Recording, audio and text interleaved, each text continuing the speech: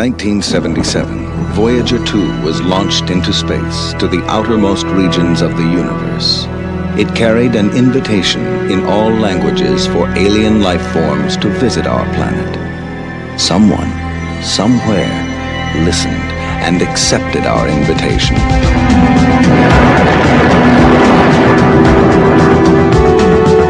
Get ready. Someone is coming. Someone like no one she has ever known before.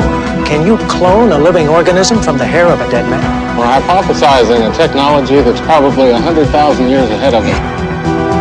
He has powers we cannot imagine, and the face and touch of the man she loved. I send greetings. What's the matter with you? How much English do you understand? I understand greetings in 54 planet Earth languages. Do you seriously expect me to tell the President that an alien has landed, assumed the identity of a dead house painter, and is presently out tooling around the countryside in a hopped-up 1977 Mustang? You're not from around here, are you? Think of what it would mean to talk to a being from a civilization like that. Think of what we could learn. You don't understand. There isn't much time, please. He doesn't want to hurt anybody. Can't you just leave him alone? What the hell ever happened to good manners? We invited him here! So far to come, so much to do, so little time to fall in love. Look up. Company's coming. John Carpenter's Starman.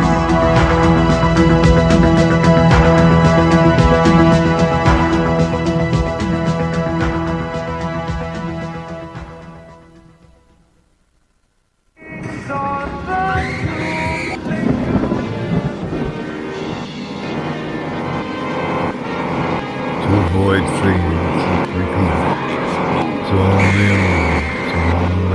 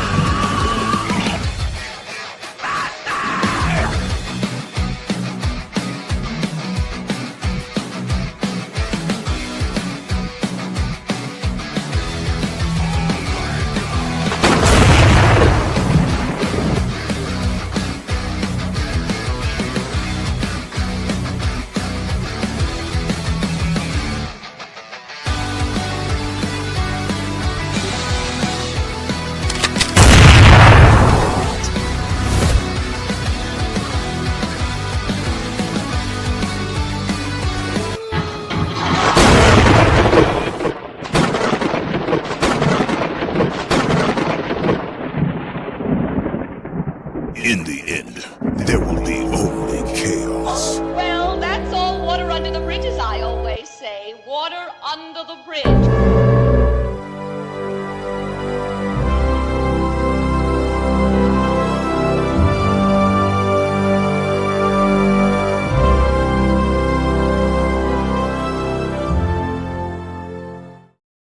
Hey, what is up, man? And we finally made it here after all that. Hell yeah. That was good, man. First off, I'm glad you had the score. It's an amazing score from the movie, and I don't think I've ever seen the trailer. That's a really good fucking trailer for the movie. It is, yeah. It's a little longer than they were back in the day. You know what I mean? Mm-hmm. It tells you something, but it doesn't tell you what. You know what I mean? Exactly. I love trailers that tells you just enough to make you want to see it and makes you interested, but then yet you have not a clue what the movie's about. I know. I hate these trailers that basically you've seen all of the good scenes and you know just what it's about. The only thing you don't know is the ending. You know what I mean? So it's like, well, just tell me the ending and we'll just cut off the middleman, you know? Yeah. Yeah. Real good fucking trailer. I'm glad you showed that, man. I've never seen it before.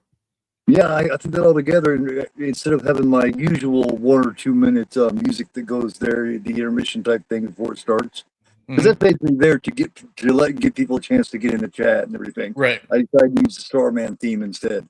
And I love that theme, man. I love it.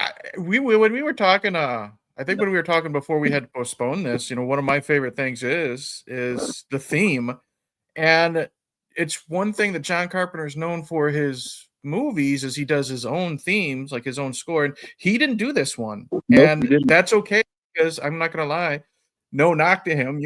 My feeling with his batting average, it's so, but this is probably Halloween is probably his most iconic, but when it comes to movie themes, I think this is the best theme in all of his movies, in my opinion.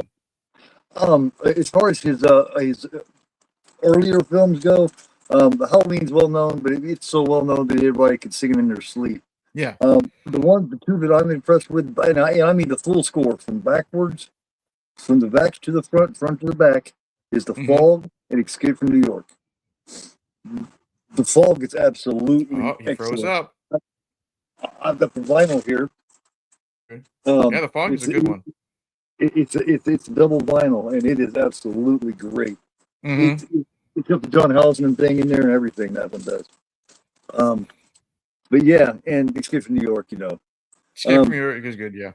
He also didn't do The Thing, but I think Ennio Morricone, I think he kind of customized it to sound like a Carpenter score. You know what I mean? Because it does. Yeah, you can tell Starman is not a John Carpenter score. This is more orchestral and ethereal and stuff like that. This score, like you remember when they used, remember in the 90s when they used to have those commercials like easy listening, pure mood CDs that you'd see at like at midnight, those infomercials. This would be on one of those. You know what I mean? That you just play in the background and just fucking relax to. Well, like 5 payments of $19.95 each. Yeah. You know what I mean? Yeah. Tubular bells. Everyone know you can listen to the majestic tubular bells, and I remember those CDs, dude. But yeah, this would be perfect on those, because it's just so wonderful. This theme, man, is tragic and it's sad, but it's so it fits so perfectly with the whole alien theme and all that. But it really explains because this woman, the Karen Allen role, which I think she's absolutely brilliant in it. Her and Jeff Bridges are both just ridiculously good. I don't know whatever happened to her, why she stopped doing so much, but I wish she hadn't. You can see the heartbreak in her eyes in this film, though. She was one of my first crushes ever growing up. Watching her in Raiders of the Lost Ark, I think, honestly, when it comes to what we like in women, I love I like a woman that could beat the shit out of me and drink me under the table. Yeah. I think it's because of her in Raiders of the Lost Ark. I kind of like a tough chick. You know what I mean?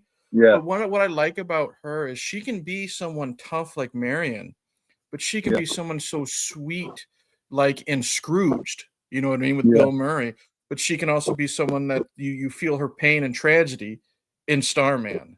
And she can also be funny and whimsical in Animal House. You know what I mean? She's like this perfect amalgamation of everything, and she gets your heart in this, man. She really does. I think it's the way she looks, and she's got those painful eyes. You know what I mean? They're super pretty, but there's something behind them.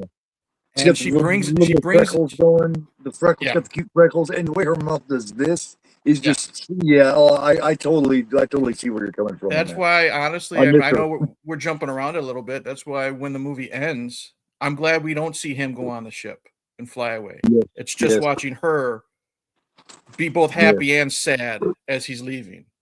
Yeah. You know what I mean? Because her face just has that perfect range of emotion. Because this story is told, man. This story is told so well. You get the idea right away. You get the she's sitting there and she talks to herself and tells herself, you just started yourself crazy. Stop doing this. So you get the idea that he's gone. Yeah. And then she passes out for she's having a few beers or whatever, I think. Yeah, she's drinking some wine, watching the videos. Yes, wine. Yeah. And then he lands and comes in there, and make no mistake about it, Jeff Bridges was becoming a star, but he wasn't the star that he is today. She was the star of this film. He was the headliner of it. But yeah, dream. The Everly Brothers. All I have to do is dream. You know what I mean? Yep. And he was invited here. I think that is the strangest thing about it. Just and I love how they use actual facts of the probe being sent out that's still going at this point, as a matter of fact. that crater that they're going to is real. I Wikipedia that that's a real crater, where it is. Yeah. So I like how they when it comes to the science in the science fiction, it's real. Yeah. You know Yeah. what I mean? That's what can bring you in. It can bring the, lack of a better term, like the science geeks, you know what I mean, Yeah. into it, and then you get caught up in the love story. And I'll tell you what, when I watched this, last week, it was heart wrenching watching her watch those home videos, because watching her and Jeff Bridges just sing that song, it's very sweet, because it's just a loving, awkward moment, awkward air quotes, between a husband and a wife just on a picnic. You know what I mean? Yeah. And that's what's really good. And that one moment of her happy, and then Carpenter cuts to her tearing up with the wine, talking to herself. I don't know, she might be smoking a cigarette or something, and you get just the idea she does this every night. you get this the 180. You know what I mean? From the happy times to the current times. And I don't remember if they say how long Bridges' character has been dead, but it's still very fresh. Yeah, they mentioned that a little bit later. It seems like it's a few months. It's like somewhere between 6 months and a year. Like it hasn't even been a year, and they were still at that sweet lovey-dovey phase. They hadn't even been married that long. They hadn't been together that long, so they were still at that phase, play around, neither one of us can do anything wrong phase. Yeah. So and that's what makes it 10 times more tragic. So they had such a fantastic chemistry, dude. It's like they've known each other their whole lives. Even the awkward scenes, you know what I mean, when they just meet and she's trying to tell him what to do and stuff like that. And then when they do fall in love, you buy it, because it is a trope. You know what I mean? When this stuff happens, the stranger meets the pretty girl, they fall in love, they have to break up because he has to leave or they have to die, type of thing. Lots of times they fail with that chemistry. Yeah, they hit a fucking bullseye with these two, I think. Oh, absolutely! Great casting, I don't know if they foreseen this, if they knew them both, knew they'd go well together, if maybe they'd done something small on stage or something that they knew about, or what the secret was. But it worked. They captured lightning in a bottle. I think this film should have been so much bigger. It should be today. It's sad. It's overlooked, man, because I keep telling me, I've been a curmudgeon sometimes when it comes to Carpenter. I keep telling people there's more to John Carpenter than just fucking Halloween and The Thing. You know what I mean? And again, I also say his batting average isn't the best, but watch Starman. It's really freaking good. Even if you don't like love stories, it's still a really good road trip movie. It's a good fish out of water story. You know what I mean? It's a love story told right. It's a love story told right. But it's not sappy. It's not nauseating. It's not right.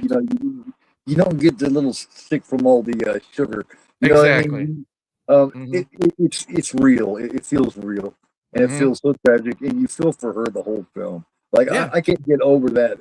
I've first seen this when I was like 12 years old. It came out in '84. It hit HBO about '85, and I remember seeing it during my summer vacation from school. I was about 85. I was probably 6th, 7th grade. And I can remember during the day around noon, I caught it, and it was just coming on, and I started watching it. At 12 years old or whatever, I knew who Jeff Bridges was. I had seen her before but Jeff Bridges, I knew I'd seen him somewhere, but I didn't know where. He was playing King Kong. But and here I was, a 12-year-old, sitting down, and I didn't get up. I watched the whole thing beginning to end during summer break. So that's saying a lot. You know what I mean? Yeah. If you get a 12-year-old boy at that time, keep him in the house watching a movie during summer break around noon, where all the other kids are outside, I can hear them playing. Go, hey, Keith, and I was just like, hang on. Yeah. Because I just got caught up in it, you know what I mean? It's just that good. And I watched the whole thing, being a Halloween lover or the fog lover, and didn't realize it because I didn't catch the very beginning that was a John Carpenter movie. I had no idea yet. And so I found out, and I was like, wow, this dude can make other things besides. That's what I try to tell people. I said, just broaden your horizons. I mean, even a lot of people, they don't even bring up Christine or They Live. You know what I mean? They're just so stuck in this. They're so stuck in this Michael Myers, The Thing, The Fog bubble. I'm just like, guys, just branch out a little bit more. I get it. Memoirs of an Invisible Man isn't that great. You know what I mean? Or you got to be in the right mood. I haven't seen it, but I heard The Ward is awful. Yeah. But there is more to John Carpenter than just fucking Michael Myers and the What's thing. your thoughts of Ghost to Mars? What's your thoughts on that one? I haven't seen it since theaters. Right. I Oh, you went to the theater? I didn't hate it. Right. It was Good cast. it was a late 90s, early 2000s action movie. It was what it was. I've been meaning to revisit it.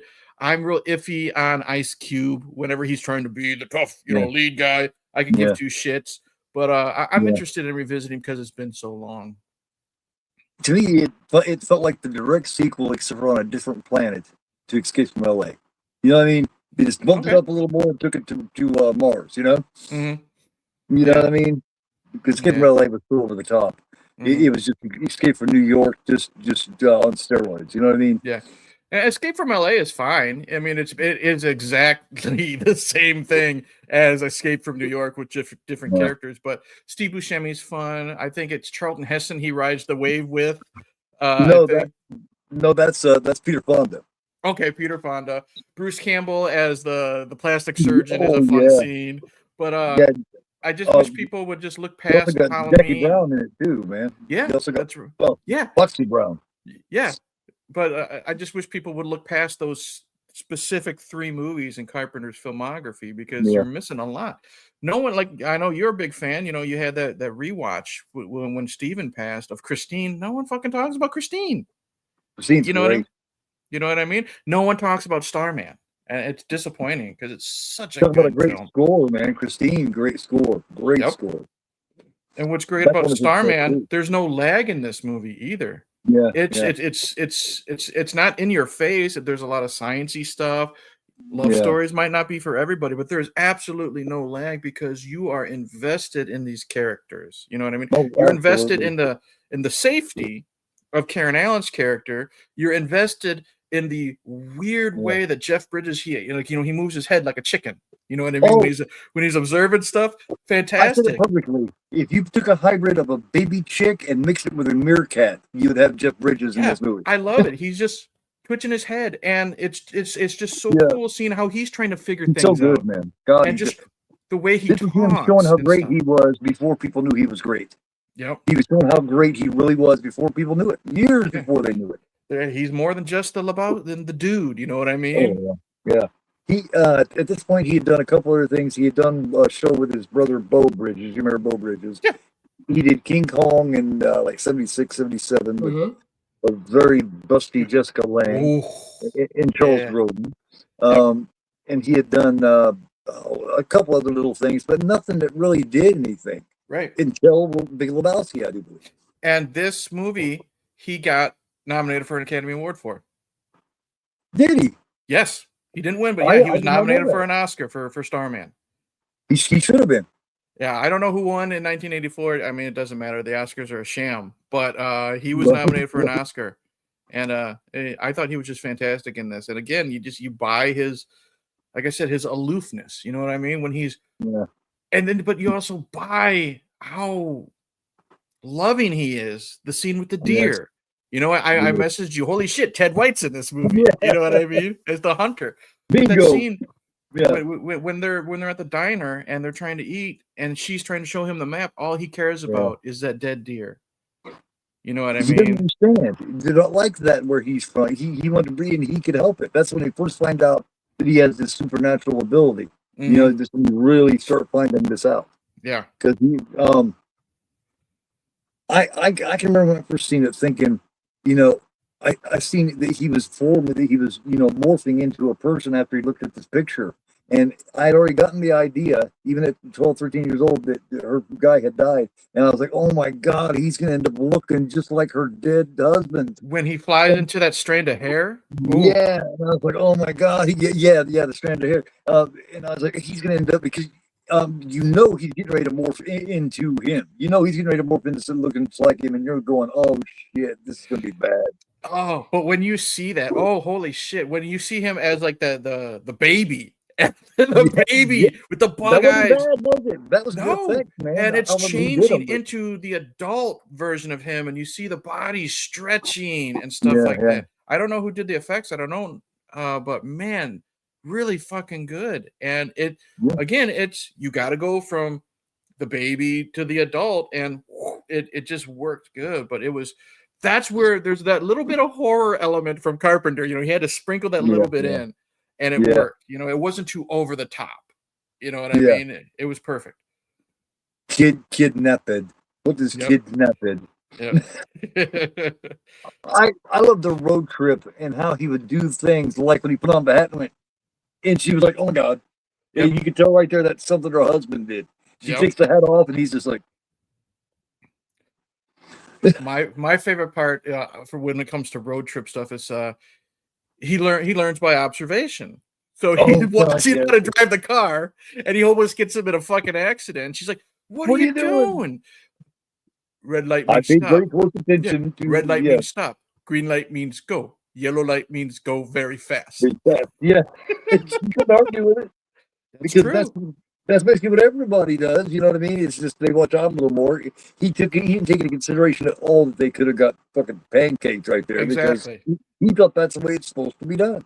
Yeah, because when she did it, there was no traffic. When he did it, there was oncoming traffic. So, but still, I mean, that's one of the best scenes, and it's just a simple joke. You know what I mean? With his delivery, her reaction.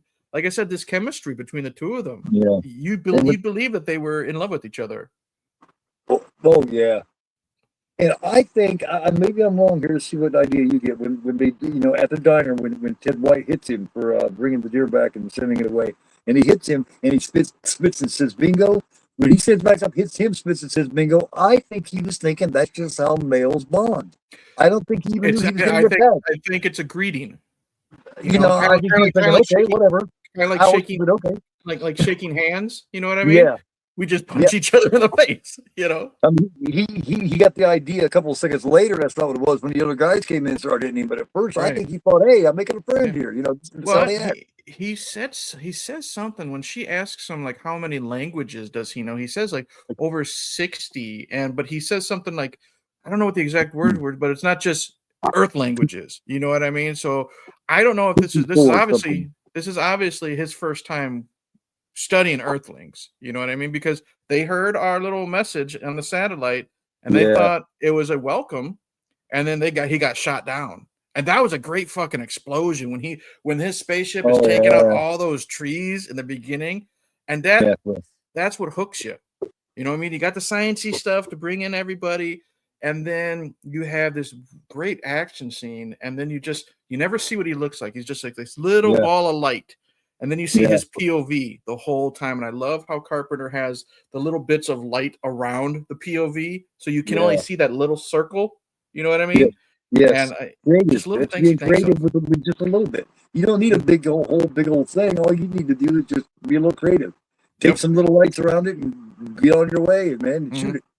Yeah. Just like before they had the study cam, they kind of created a study cam that wouldn't flop everywhere. You know what I mean? That they could carry along with them where they wouldn't have to use the dolly. You know what I mean? This ingenuity, man. Yeah. It's just, again, it's such a great film that I think not just anyone doesn't bring up. I'm going to look at how much money it made. Not a lot of people. Man. Buck Flowers. Buck Flowers, who is in a lot of his movies. I was telling my wife, because my wife was watching a little bit of it, and she was in and out, not paying attention too much, but you can't recognize Buck because he's clean shaven. He's got his teeth in. He's got his teeth in. But my wife looks up. She's like, I know that voice. You know what I mean? Because Buck has that same voice. You know, he sounds like fucking Sling Blade. You know what I mean? Yeah, yeah. But he's one of those great character actors, and it was nice seeing him not be a bum for once. He's helping Starman get from here to there. Yeah, this was 24 mil, and it only made 28. It made money, but again, it's one of those Carpenter disappointments when it comes to the box office. Yeah, which is sad because it's really fucking good, man. He loved to use Buck, man. The first time I seen him use Buck, I do believe was in Escaping New York. He was the drunk bum that was back there in the back. Hail to the Chiefs, lay da da da. Yeah, he's in They Live too. Wishmaster 1 or 2. I wish first for him one. to get cancer and die, and Yeah. then Reggie just dies real quick. Yep. That's fucked up. Yeah. That's second only to the one who about wishing to fuck himself. Yeah. That's the only one that's better. Yep. And yeah, 'cause, of course, he's the bum in Back to the Future. That's what my daughter loves him from. But also, I said, They Live. Remember, he's the bum I didn't know that, yeah. he's the bum that's part of the homeless group that Yeah, eventually yeah. joins the aliens. Remember, and he's all clean cut with a suit, and he's got the Yeah. watch and stuff like that. Oh, yeah, he's another one of those guys, kind of like Dick Miller was. He's You know what one I of mean? those. Hey, it's them. You know what I mean? Yeah. And that's what Carpenter did. Carpenter would always pick the same people. You know what I mean? That he likes. Buck is one of those guys that always just shows up every now and then. Up to 80s, up to They Live, Carpenter had a pretty good track record going, and then it got weird.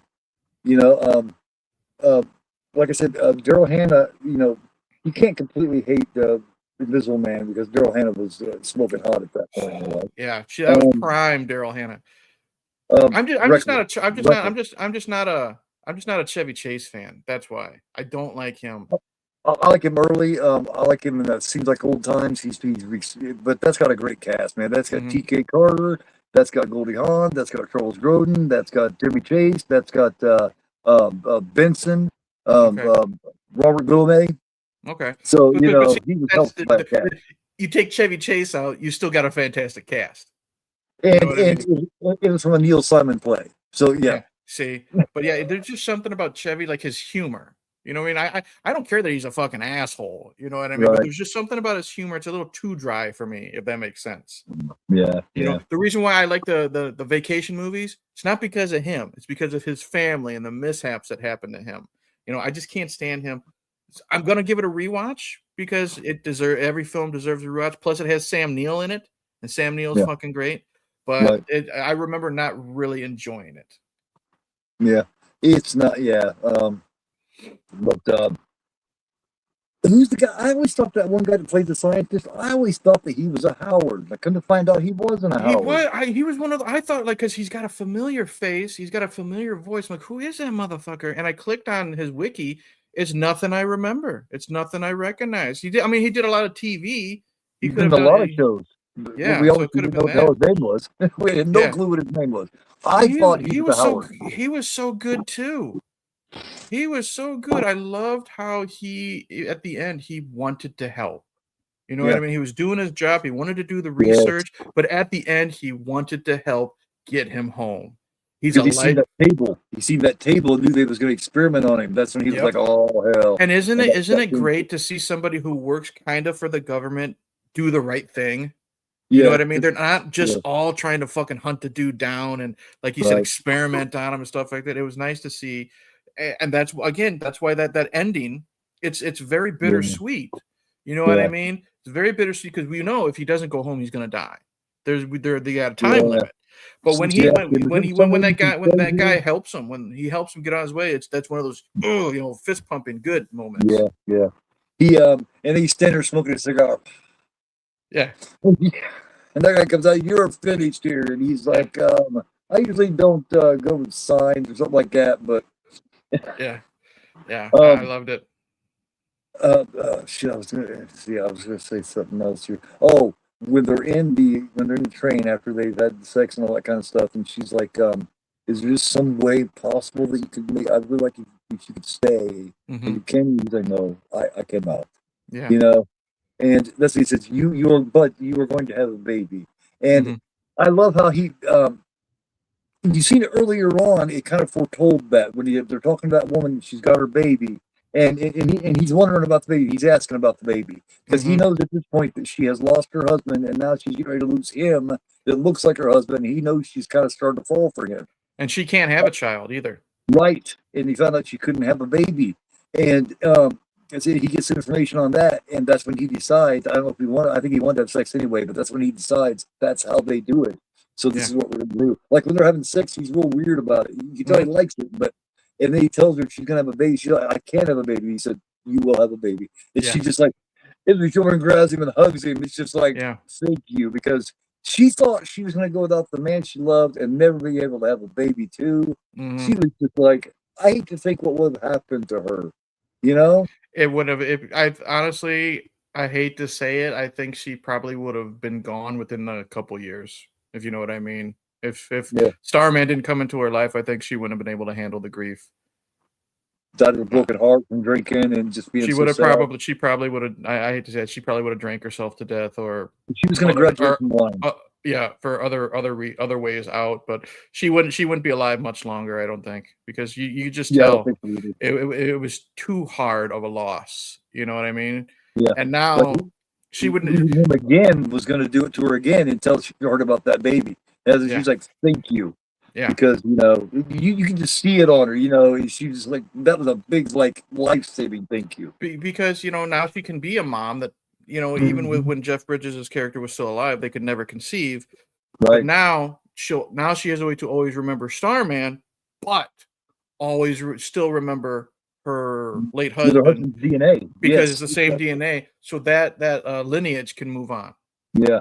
Saved her life, man. It's great. I like when he's talking about the difference between, because he said he's been to a lot. He said there's a lot of worlds out there, Mhm. and he said that. Well, how's your world? He said, they're basically kind. They don't have none of that bullshit. They don't hunt you down. Mhm. Because like that dude said, we invited him here. Yeah, You know, yeah. and it's like he didn't understand why invite me here? Like I'm all this way And for you you to fucking shoot. see Yeah, that you we exist. invite me here, and you fucking shoot me down.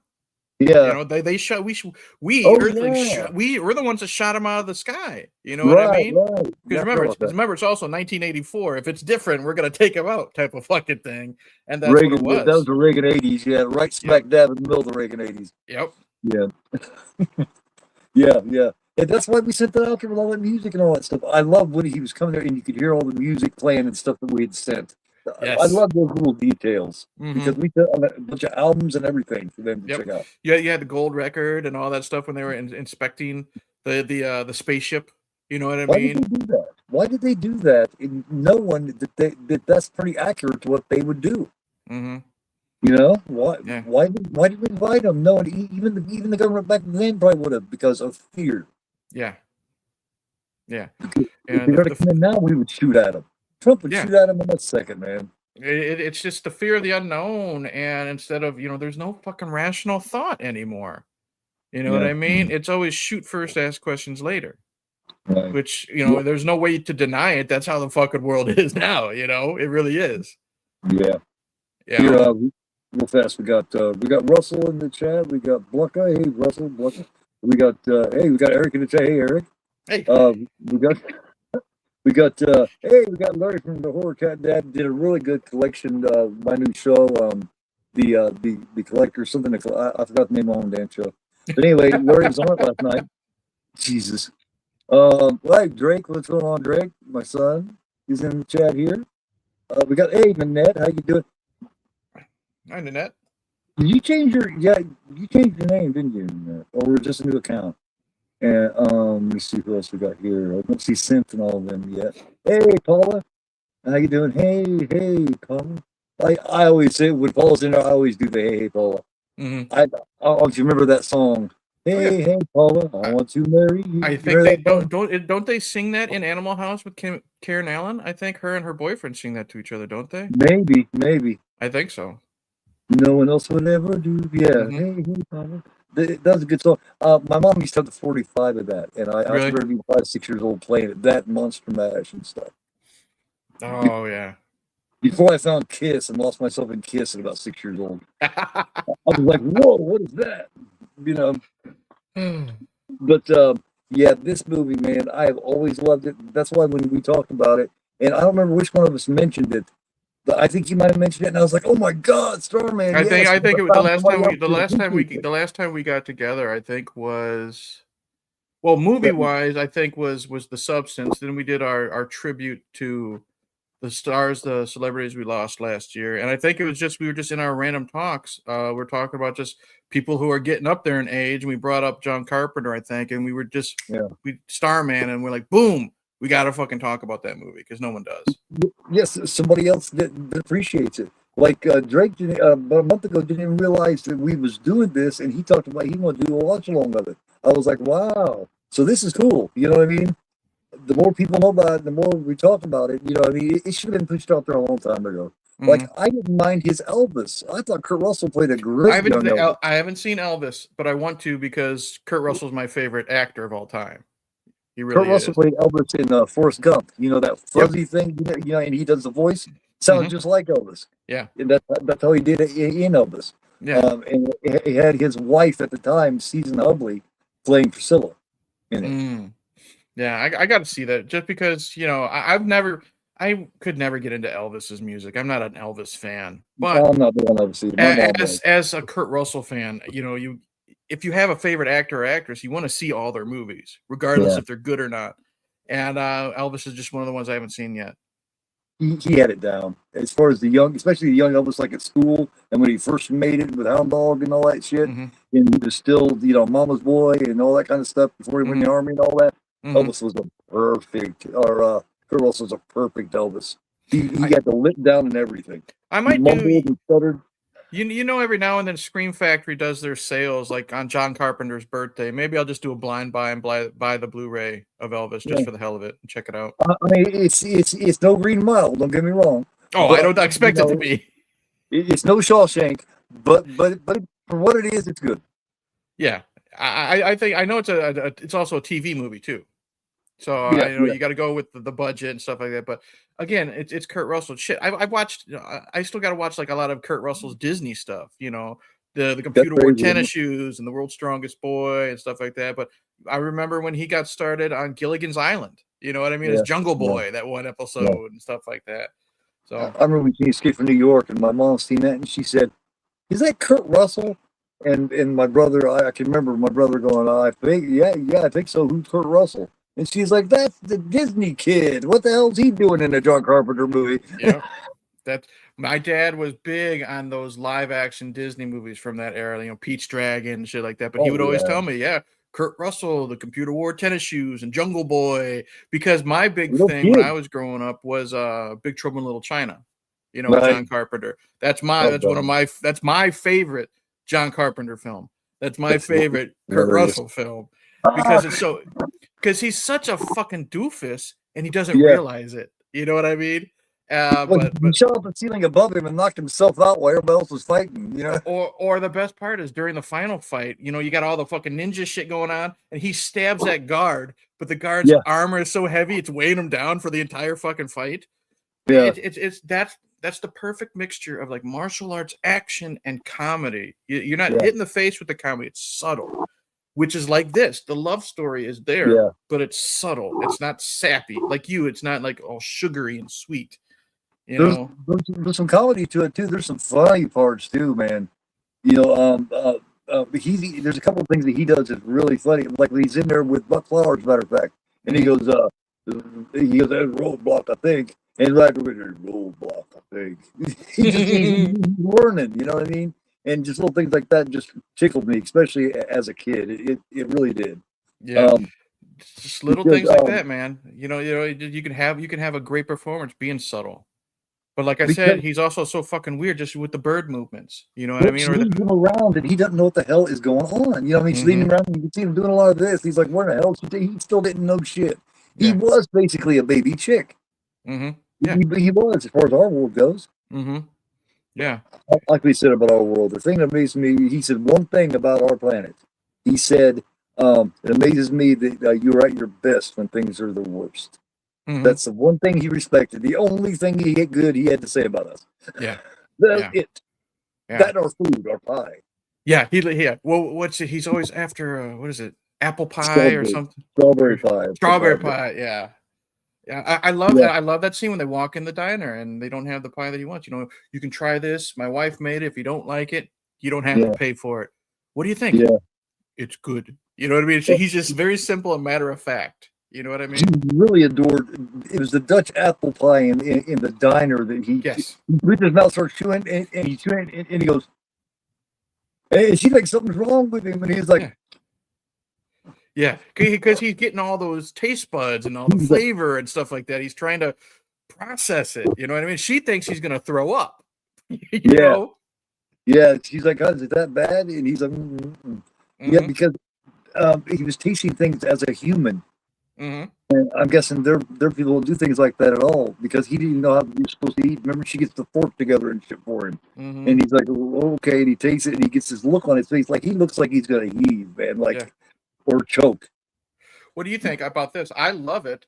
I love that we never get to see him unless they are just spectrals of light in his true form. I love that. Right? It's still we Yeah, still have that little bit of mystery. I don't know if he says the name of his planet or galaxy or whatever, but I love I don't there's think still so. that little bit of mystery to him. You know what I Right? mean? You know, He we points don't know out a what he star and says, yeah. "That's it. That's where I'm from. That's the closest Yeah. we get." Yeah. And I love Yeah, it, you know, because we don't really need to know about his history. We just need to know that he's an alien being that got our transmission, came down, had to look like one of us to fit in so he could get home. You know yeah, what I mean? yeah. I really love that there's that bit of mystery. Yeah. I love how in the hotel room or the motel room he's watching that movie and he sees it and he wants to go over and give her a kiss and because he's fallen for her already, he's realized he's fallen for her. This is the first it's a couple scenes later we realize she's also fallen for him. But Before that, we just thought that she was impressed by him looking like her husband. what's a great scene is she's nervous. She's still nervous to get undressed in front of him. Oh yeah, she thinks because he looks like her husband. I know she's at first she's so it's just being married to your husband, being married to your wife. You don't fucking care, you know what I mean? You know, you've seen each other naked, you know what I mean? So she's taking her boots off and she's getting ready to take her Yeah, pants off, and right when she gets ready to pull the shirt yeah, above her over her breast, she's like she stops. You know what I yeah. mean? You still And so resemble him a again, lot. those He little said things where except for the she nose. yeah, she knows it's not my husband. You Yeah. know what I mean? And that's again these little things, whether it's something John Carpenter wrote or Karen Allen came up with, or a mixture of both, that shows how this movie Yeah. shouldn't be as overlooked as it is because these No, performances are great. probably a stupid question, but I mean, I think it's pretty obvious that her looking like her husband and all that she obviously adored, Hmm. um, aided in her falling for him. Obviously, it sped it up. Hmm. Um, but do you think she loved him, or do you think she knew enough about him? I mean, did we get to know enough about him to know whether she fell in love with him? Of course, she probably knew him better than us, but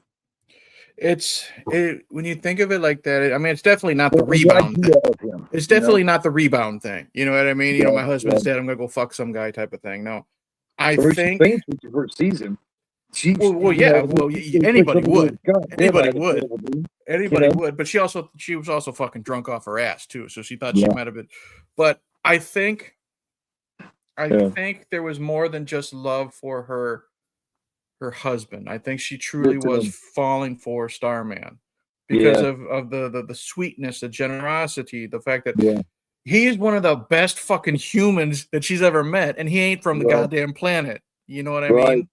And I Yes, think that's what it was. So I think it's a mixture. Like it's yeah, looking like her husband got the foot in the door, but she yeah. truly fell for Starman. But it was a negative as big as much as it was a positive to begin with. It scared the shit out of her so bad that Hmm. she was trying to get away from him to begin with, and then Oh she yeah. finally realized, and it was when she seen him bring the deer back to life, is when she decides not to run out on him. Yeah, because she You was know, gonna ditch him at the diner. She was giving all the keys and all this stuff yeah. to the waitress. You know what I mean? And that waitress was such a sweetheart. That Oh, waitress she cared was, about her. And you yeah, probably like again, this is probably the fifth time the waitress has seen that type of situation this night. You know what I mean? The woman ditching yeah, the husband type of thing, yeah. the boyfriend. But you can tell that Why is he hitting you, when honey? Yeah, yeah, when she says, "Are you sure, honey?" That waitress, you could tell, actually gave a shit that yeah. she wanted Karen Allen to be safe. Because he seemed nice and she didn't seem beat up. She didn't seem afraid. So she just Hmm. wondered what the hell, why? Yeah. Yeah. But yeah, I I, love that. I always I wanted love to, that. I where do is love this? that scene. I love that scene Where where, is it? Arizona, maybe? We mhm, want to go Arizona, maybe. yeah, I love that. I love that scene when she in the very beginning where she decides to split. Like when we see her, she's already she's drunk. She's not wearing any pants. And when she sees what happens, the first thing she does, she grabs her pants. She's putting her boots on, out in plain sight. She doesn't give a shit who's watching. And then she just Yeah. stops because he's already out there with her. You know what I mean? She doesn't run away screaming, but you still buy that Yeah. fear in her face. Because she knows, okay, This isn't a dream. I may have been fucking, I might be on my second bottle of wine, but something's happening. You know? Yeah. I love how he panics when he shoots her in the head by accident. He's playing with the gun. He shoots her he shoots her in the head. He freaks out. Jenny Hayden. You know, he's just like, oh, you know, he just was like, oh my God. And he crashes into that and comes walking out of that. That's an epic scene. Yes, it is. Walking out of there like that. You know, it's like, whoa. Because we didn't know he could do that either.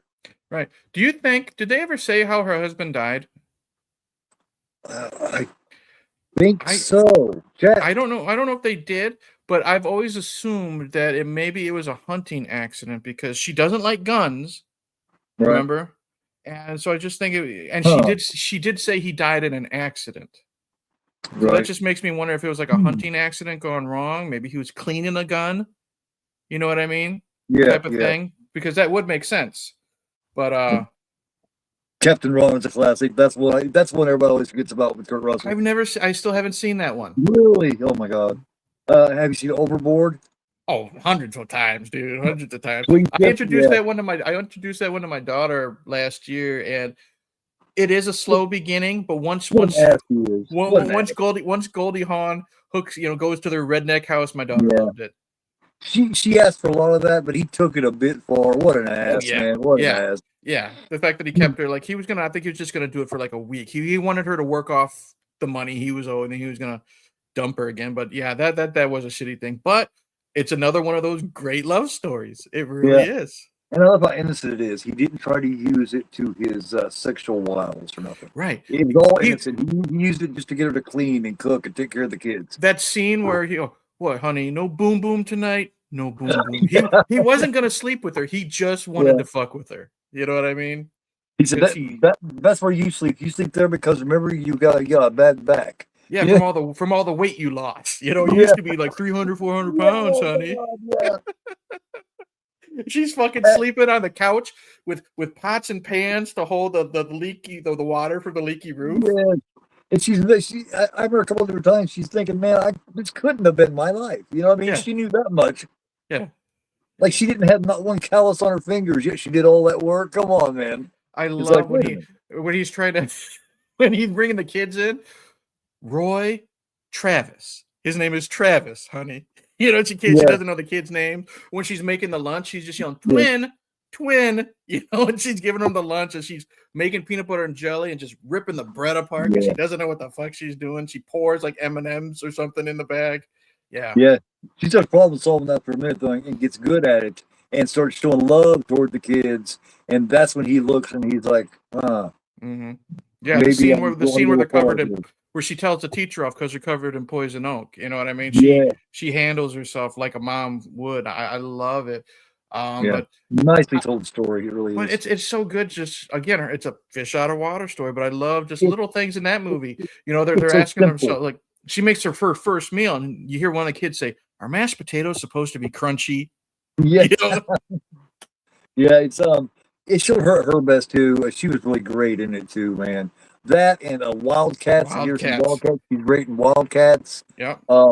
She's really in her prime. She not only was she extremely adorable, but she was also damn good at what she did. She really was, man. She was like an 70s, 80s version to me of Cameron Diaz. She can be sexy, but she can be one of the guys. You know what I mean? She just stayed pretty longer than Diaz. Yeah. Yeah, she did. Diaz, I don't know what happened, but at one point I seen her a few years ago, and her neck was like a vagina. It did, man. You can tell her face was all tightened and pulled back real good, and they forgot about the neck. It was just like she had. It's like, look, your neck is still 50, Cameron. Jesus Christ. Nanette says, I have a question. Do you think that the aliens came down to Earth, seen how bad we were, and they sent down the alien that was in the thing? So she's connecting the movies now. Well, hey, I mean, yeah, sure. I mean, they could. I would doubt that because the alien in the thing is, I think, much older, but also Starman's a peaceful, loving alien, and the thing is the complete opposite of that. Yeah. Yeah, did you hear the Three Doors Down singer died? Yeah, I love saw that. that. I saw that earlier today. That first album they did was every song on that album was good, man. That very They have a first one really they put out. good live EP. I think it's called Another Thousand Miles or something like that. That Yeah. one's really good. Hmm. The Better Life was damn good. I loved every song on it. Me and my brother played that over and over again. If that was a record or a tape, it had been more. It would have been completely wrong. Yeah. But yeah, yeah. I mean, Jesus, man. You couldn't have picked better people to play any of those parts. What's that blonde-headed guy's name? He's always a dick too. You know, the guy that was the head of the military. Because there's He one looked trope familiar. in this, and it's that military, and then wanting to experiment. It's that one trope because that's a trope that's probably accurate. You know what I mean? Yeah. You got that one head of the military. He doesn't give a shit, you know. And we're all expendable. You know what I mean? When it comes to him getting what he wants, he doesn't care. All those cop cars pull up to that little place there to get him. Is like, is that your Cadillac outside? And you see all these cop cars for these two people. You know what I mean? Yep. All the helicopters. It's like, damn, man, what is this fucking apocalypse now? What happened? You know, it's like, Jesus, man, come on. He had shown no hostility at all yet, except for with the guy with the crowbar toward the beginning. But that's because he was gonna, you know. Yeah, he knew that it was a dangerous situation, but he was also probably protecting Karen Allen too. Yeah. You know? It's just a military. It's just the people that's head over the military. A lot of people blame the military. The military is just going by order, just being told what to do. You know, so you know, you kept them a little bit of slack here and there.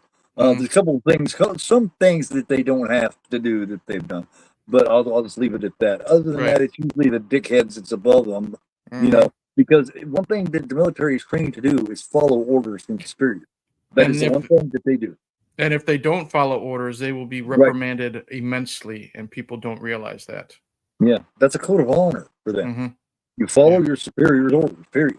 No questions asked. You just do it. Yeah.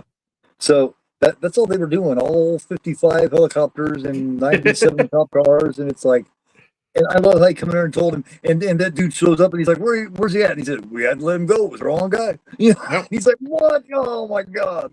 Yeah. So good. So good. You know that scientist dude was scrubbing toilets somewhere in Ohio the next day. Oh, absolutely. He could turn around and say the rest of his life, I did the right thing. That's right. He wouldn't care. He wouldn't care. He would scrub them with a smile. What'd you think of the ending, Keith? What'd you think of the ending? Because, like I said, I really love. It's very bittersweet. I love how we see Starman walking away. Yeah, we don't see him. We don't see him beam up or whatever the fuck. Right. We just focus on Karen Allen. Kind of a ghost almost. It almost reminds me of Ghost in a way. It's kind of done like that. It's not as long and sad, right? But there is a big sadness to it because the music they use for Starman is much more hard hitting. Yes. You know, it's just that music. That one particular part is so fucking tragic that even when I'm in a good mood, I can feel it give me that little ache. You know. And like I said, the Carpenter was smart. You know, he's flying away, and we see the camera moving up higher and higher, but we just see Karen Allen's face. So we see the emotions. It's like we're Karen Allen telling him goodbye. Yeah, I think once he got up there, he switched from that body and turned back into the ball. Yeah, I would say that's what we didn't see. You know, and it was done very well. It was done very fluently. The editing was good. Yeah, it was nice. And I expected her to be a lot more broken up. I think she would have been if she hadn't been pregnant. I think she'd have been losing it there. Man. Oh yeah, she would have really lost him twice. Because that's the way she would have looked at it. I lost him twice. You know. And I'll say this as someone who I'm a sucker for a sad ending like that. I'm kind of glad that's how it ended, and we don't know what's happened since. I'm glad we don't have a sequel. I'm glad we don't have fan fiction or anything like that. It's just one of those. That's it. One and done. Leave it alone. It's great how it is. Yeah. Yeah. Don't touch it. Yeah. It's such a good movie, and it's been a long time since I had seen it. You know, before we decided to talk about it, I'm like, wow, it's just as good as I remember. I might like it more now as I'm older. You know what I mean? I can appreciate it more. I watch it maybe once a year. I always I introduced Drake to it several years ago, and then when my he's 19 now, and then when my 19-year-old when he turned probably 8 or 10 when he was old enough to really dig it and understand it. I showed it to him.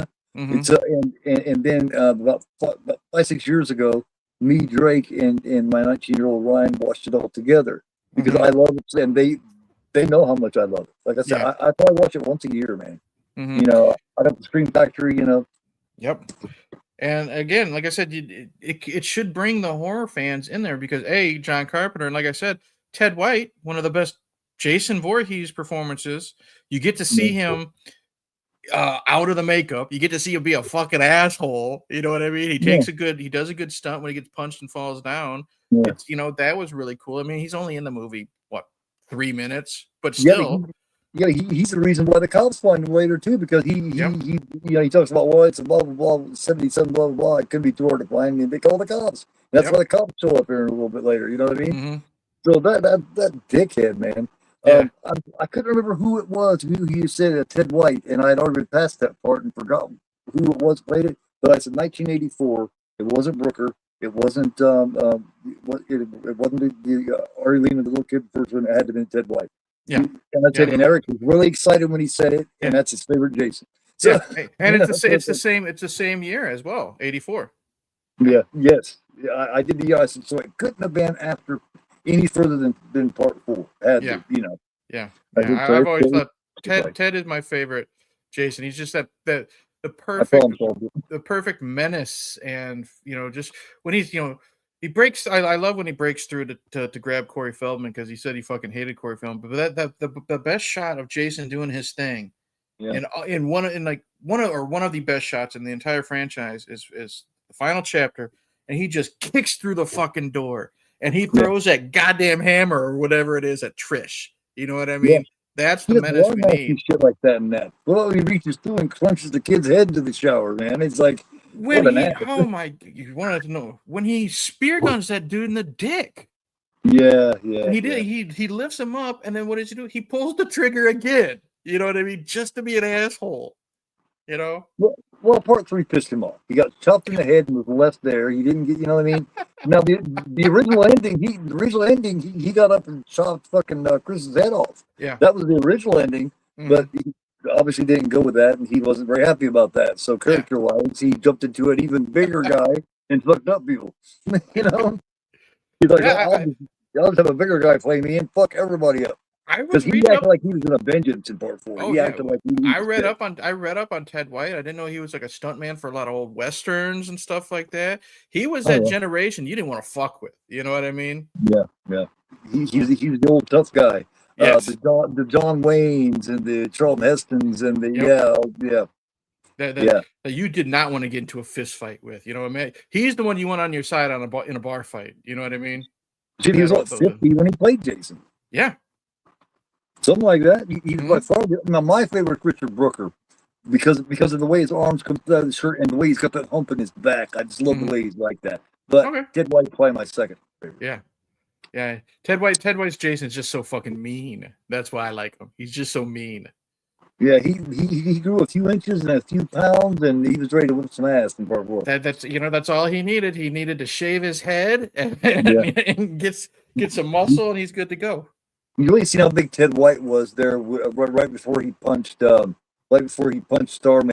He's like, you know what I mean? Because, Bridges is not a big guy, but he's not a tiny old man either. And he was a lot bigger than Bridges. Mm-hmm. Oh, yeah. Yeah. And I mean, he's probably a lot older than Bridges too. But the thing is, Ted White could still take him in a fight. That big dude that come over with all his friends and beat up this one guy all over didn't he stop the thing for 1 minute before punching him? I don't think he fought very long, maybe 2 seconds. How in the hell did he bring it back alive? Yeah. He's probably thinking, well, it wasn't all the way dead. Well, then how in the hell does it run away perfectly healthy? Yep. It ran away like with a quickness. It didn't act like it'd ever been shot. And that's think about that for a minute. He just wanted to be a hillbilly and fucking beat up the Starman. And again, that's a great scene, and it shows how good Carpenter is behind the camera, because you have that close up of Karen Allen. She's like right out of she's like old school Hollywood. She's like a Michelle Pfeiffer, the way her face is. You know what I mean? And then he cuts to just her POV through the window of the diner of Bridges, petting the deer, and it walks away. You know what I mean? Yes. Little things like that just add to the story. You got to put your mind of what's her name from the first remake of Invasion of the Body Snatchers with Donald Sutherland. What's her name that's in that? They kind of Veronica Cartwright. no, The one that was an alien. The one that plays the lead. God damn it, what is her name? I don't know. I'm only picturing. Damn it! Yeah, I can look it up right now. I'm only picturing Veronica. No. She was Goldblum's wife. Okay. Invasion of the Body Snatchers. Let's see here. Brooke Adams. Yeah, Brooke Adams. Brooke Adams. Yep. Brooke Adams? Yeah, they got something about them. No, I must the Dead Zone. She was also in the Dead Zone. Oh yeah, okay. Yep. But Brooke Adams kind of disappeared like that too. They're both of them. I'd love to see them both. I haven't seen Brooke Adams since like the early '90s. She did that TV movie. Sometimes They Come Back. You know that Stephen King movie, and I haven't seen her since. Same thing with Catherine Ross, the one that was in Stepford Wives that married Sam Elliott and is still married to him. Sometimes, man, they're just like, it's not for me anymore. You know, maybe she just wanted to start a family, or maybe she was just, I don't want to do it anymore. You never know. Yeah. And some of it, it's just they do it for a minute or two, and it's just not what they want. Yeah. Like for instance, Amy Steele, our favorite Jason final girl. You know she actually is a family psychologist. She actually is a psychologist in real life. And that's what she was studying to be in Friday the 13th Part 2. Yeah.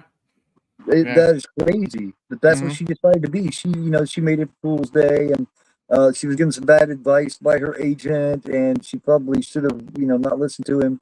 So then she learned, maybe I just don't want to do this shit. And she went back to school and got an education, and her daughter was just like her. Yeah, it just happens, and then you never know when they come back. I mean, my interview with Lauren Marie Taylor, she was done with the business for years. She left movies, and then she was on a soap opera for like 12 years, and then she was just doing her thing, being a mom, and then she shows up in A Violent Nature, and now she's doing all these indie horror movies. She's so grateful, man. You can tell she's just so grateful. She's still blown away and so happy that people give a shit, that people really care about. Hey, just little old me. You care this much about little old me? It's like she has a very bright, very, very infectious smile. Lauren Marie Taylor was one of the most fun I've had. Yeah. Doing these interview series, man, because we just started out before we went live, just bullshitting. You know what I mean? She's like, "I'm sorry, I'm late. Please forgive me. I have a cold, so you're gonna hear me sniffling a lot. The dogs are barking in the background. I hope my iPad stays flat." I'm like, "You're giving me like an hour and a half of your time to talk. I'm just glad you said yes. I'm glad you're not. I'm glad for free. You're not one of the ones that because some of them they want you to pay. I'm not gonna. Well, I might.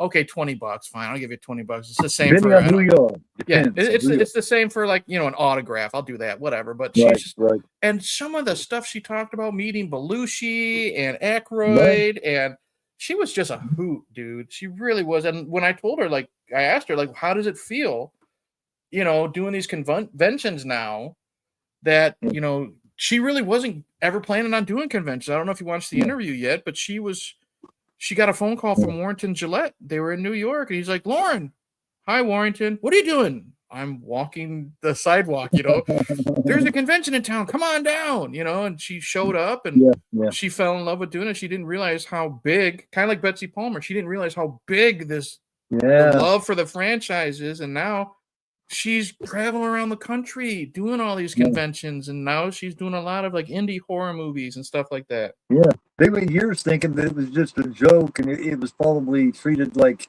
graduation day or one of them. You know what I mean? Oh my God, I don't even want to talk about that. Come to find out, this shit is huge. Yep. Like Betsy Palmer was blown the fuck away.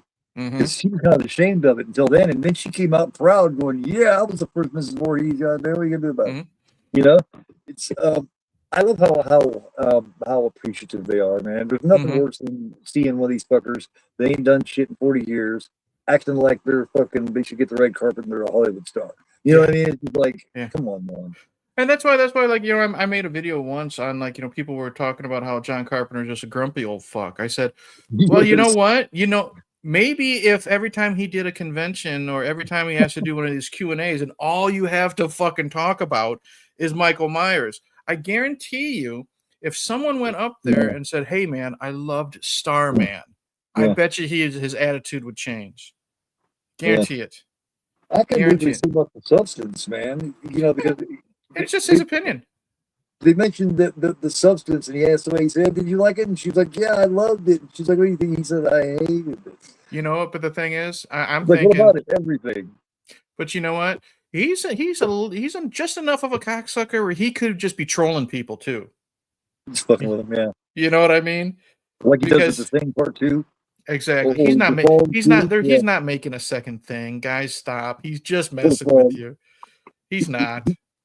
He's actually retired. But when he was creative and he was hot and he had the passion, he was really good, man. He was really, One thing people don't realize, as big of a name as Carpenter is, most of his movies flopped. Have you ever realized that? Yeah, they weren't very successful, or they just broke even, if anything. And that's amazing when you think about it. Like he's just well loved and respected, not just in the horror genre, in Hollywood. He just got his fucking star last year or the year before on the Walk of Fame. Last year, and a lot of his movies, if not most of them, did not make bank. You know, Star Precinct 13 didn't. It was financed by a dude named Michael Myers. He's from Canada, and then Halloween on its second run through after Ebert, a couple of people recognized it made a lot of money. Right. The Fall didn't. Nope. Halloween 2, he didn't direct it, but he wrote it. It did okay because of the first Halloween. Escape from New York, I think, did decently. Yeah. We see The Thing. Oh God, The Thing was a bomb. Starman barely broke even. Big Trouble in Little China was a flop. Prince of Darkness did good, I think. They did good, I think. They lived it okay. I think Prince of Darkness did all right. In the Mouth of Madness, I don't think people understood enough to go to see it. You know that Ghosts of Mars fucking failed. At first, I didn't even know In Mouth of Madness was a Carpenter movie, man. Or that Sam Neill was in it. I have watched that movie like 3 or 4 times, and I still don't know what the fuck is going on in that movie. I like it, but I still don't know what the fuck is going on in that movie. You had that kind of like Possession, man, with Sam Neill in it. You got to watch that 10 or 12 times, man, to really get, you watch that. I've seen it several times, and there's still things I'm still not. If someone asked me to do a review of it and talk about what it's about, I always make up an excuse why I can't, because I love it, but I can't tell you what the fuck it's about. You just have to say, I don't have time to watch it 12 goddamn times to tell you what it is. And you'd have to watch all these videos and all these behind the scene things and stuff like that. But yeah, I've tried. I love a great movie if you don't know what it's about and you still love it. I love In the Mouth of Madness. I love the look. I've always loved Cthulhu and the Ancient Ones and all that shit. The performances are great. Sam Neill, no matter what type of movie he's in, he's always good. You know what I mean? I love the downer ending. I love how it's a meta ending. When he's watching the movie and it's John Carpenter's In the Mouth of Madness after he gets out of the nut house with John Glover. I love John Glover. He's one of those guys that I love. He was the guy who worked at the insane asylum, but I still couldn't tell you what the fuck is going on in that movie. What do you think about his Village of the Damned remake? I love that was the last film that Christopher Reeves before he had his accident. I think we got him walking around in there. I like that. The main problem is I love the concept. I love the performances overall. Kirstie Alley, I think, is miscast. You know what I mean? As like this fucking scientist. She doesn't do a bad job, but it's just like she's just one of those roles. I'm like, I don't believe that. But she's fine. Yeah. I love the look. I love the feel. I love the dread. I love the ending. The only problem with Village of the Damned, unlike Starman, it does drag. There are some times when I'm like, oh my God, like speed it up a little bit. But I do think it's underrated and underappreciated. I mean, one of my favorites, though, that no one seems to like but me is Vampires. I fucking love John Carpenter's Vampires. A lot of people do. But actually, I talked to a lot Really? of people that like it a lot. Yes, more like 8 out of 10. I would 8 out of 10 people I would say, oh, vampires is badass, and I'm always the one sitting there going, I don't like it. But everybody knows why I don't particularly like it Why is that? because I can't stand James Woods. Oh, now are you He's a talking great actor. as a person or as an actor? Um, I don't mind the person either. I think he's actually not a bad guy, and he's a great actor. I'll give him his props there. I don't like his face. I just don't like Okay. his face. You know what I mean? And I think it's because I've seen him play. Well, basically, all he played especially his earlier roles were slimy ass guys. Yeah.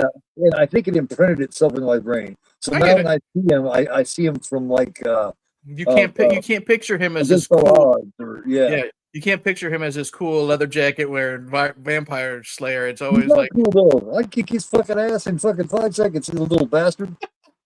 you're picturing like the asshole medical doctor in like Any Given Sunday or something like that. Yeah. You know.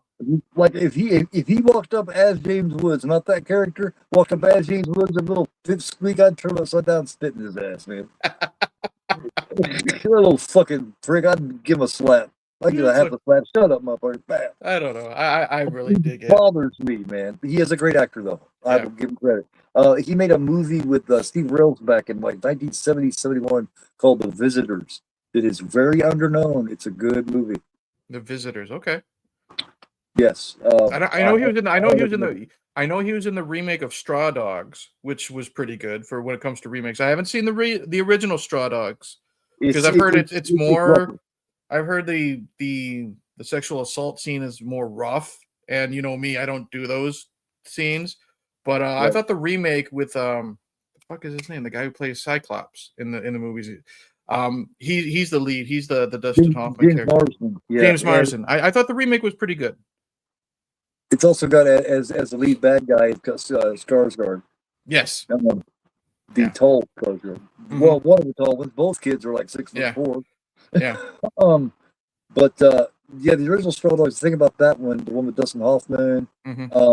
It was made during the exploitation times. Right. The 70s exploitation films. Yeah. I get it, but I'm just like I can't. It's too real. You know what I mean? That's why I don't do.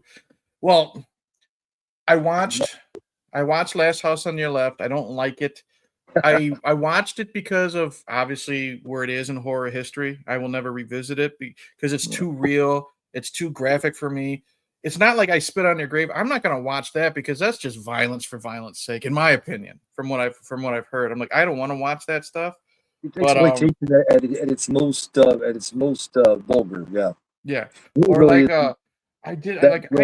I just can't get into those exploitation. Yeah, I know. I tried with was it Ilsa, She Woman of the SS? I tried that one. I'm like, oh, that one was fucking rough. But again, it's also the 70s, and like a lot of it is pacing, and a lot of it has pacing problems to me. Yeah. Well, and most of the actors in it they're not in it because of their acting. The writers aren't there because of their writing. Right. They're in there to show the gratuitous sexual assault and the tits and ass. You know what I mean? That's the point of them. That's their selling point. And that's why I like a lot of them. You know what I mean? You'd think I was kind of a monster, but I'm not. I just for some reason I like fucked up movies. Oh, hey, we all got our things, man. I like some really dark fucking shit too. But even I have my limits, you know. Again, that's what I always tell people. Like, taste buds are different for a reason. What's bitter to me is sweet to you. You know what I mean? Like I think I'm the only one on the planet that says the original Last House is better than the remake.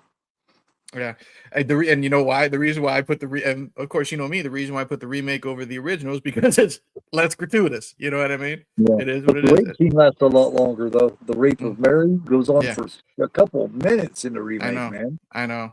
But in the original, David Hess leaves a stream of his spit on her. That's the part. That's the part that gets me. That's the part. You know, David Hess. As much as I hate Last House on the Left, David Hess was perfect for that role.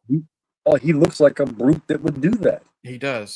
But what he really was, well, he was the brother-in-law to what's his name that played. It's also Last House on the Left that played the sensei in the original Karate Kid. He was married to his sister. That's how he got the role. David Hess Oh. was a musician. Oh, okay. Because he does that entire soundtrack. Last House Left is him. I didn't know He's a that. musician. He just had a chance because I can't remember his damn name. He played the sensei. He he told them because they were going to have him play Krug. The sensei was going to play Krug. Can you imagine that? Martin Cove. He said, "I got a lot better guy to play this. This guy looks like a brute. He looks like a guy you wouldn't want to leave around your teenage daughter. He's my sister's husband or my Martin Cove. Yeah, Martin Cove. He said, and this guy's perfect. And he came in there, and he put on a big bunch of sweaters because Hess is not a very big guy. And he came in, and he had rode down in like 100 and some degree weather on a New York cab with like these 6 or 7 or 8 sweaters on to make him look bigger. By the time he got there, he just said, "Get the hell out of my way," ran there, and he said, "Oh, I'm here to audition for the goddamn role." And then Wes Craven was like, "You got it." That's fun.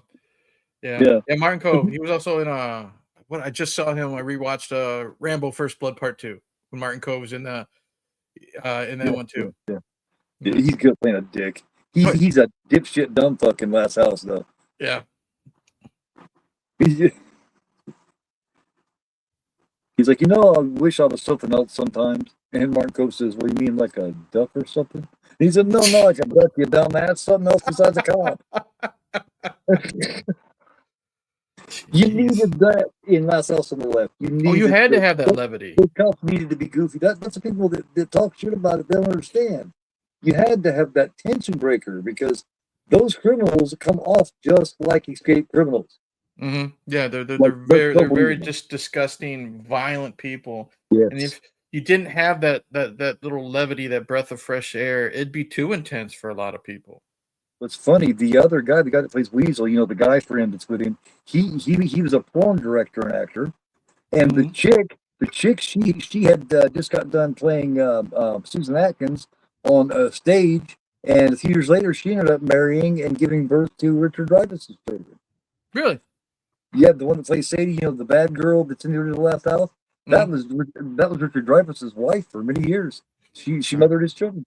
Yeah, I've heard. I'll tell you what. We'll go to my interview. I was talking to Beatrice Buckley. She was Amanda Kruger in Dream Child, and she was also Emilio Estevez's wife in Stakeout.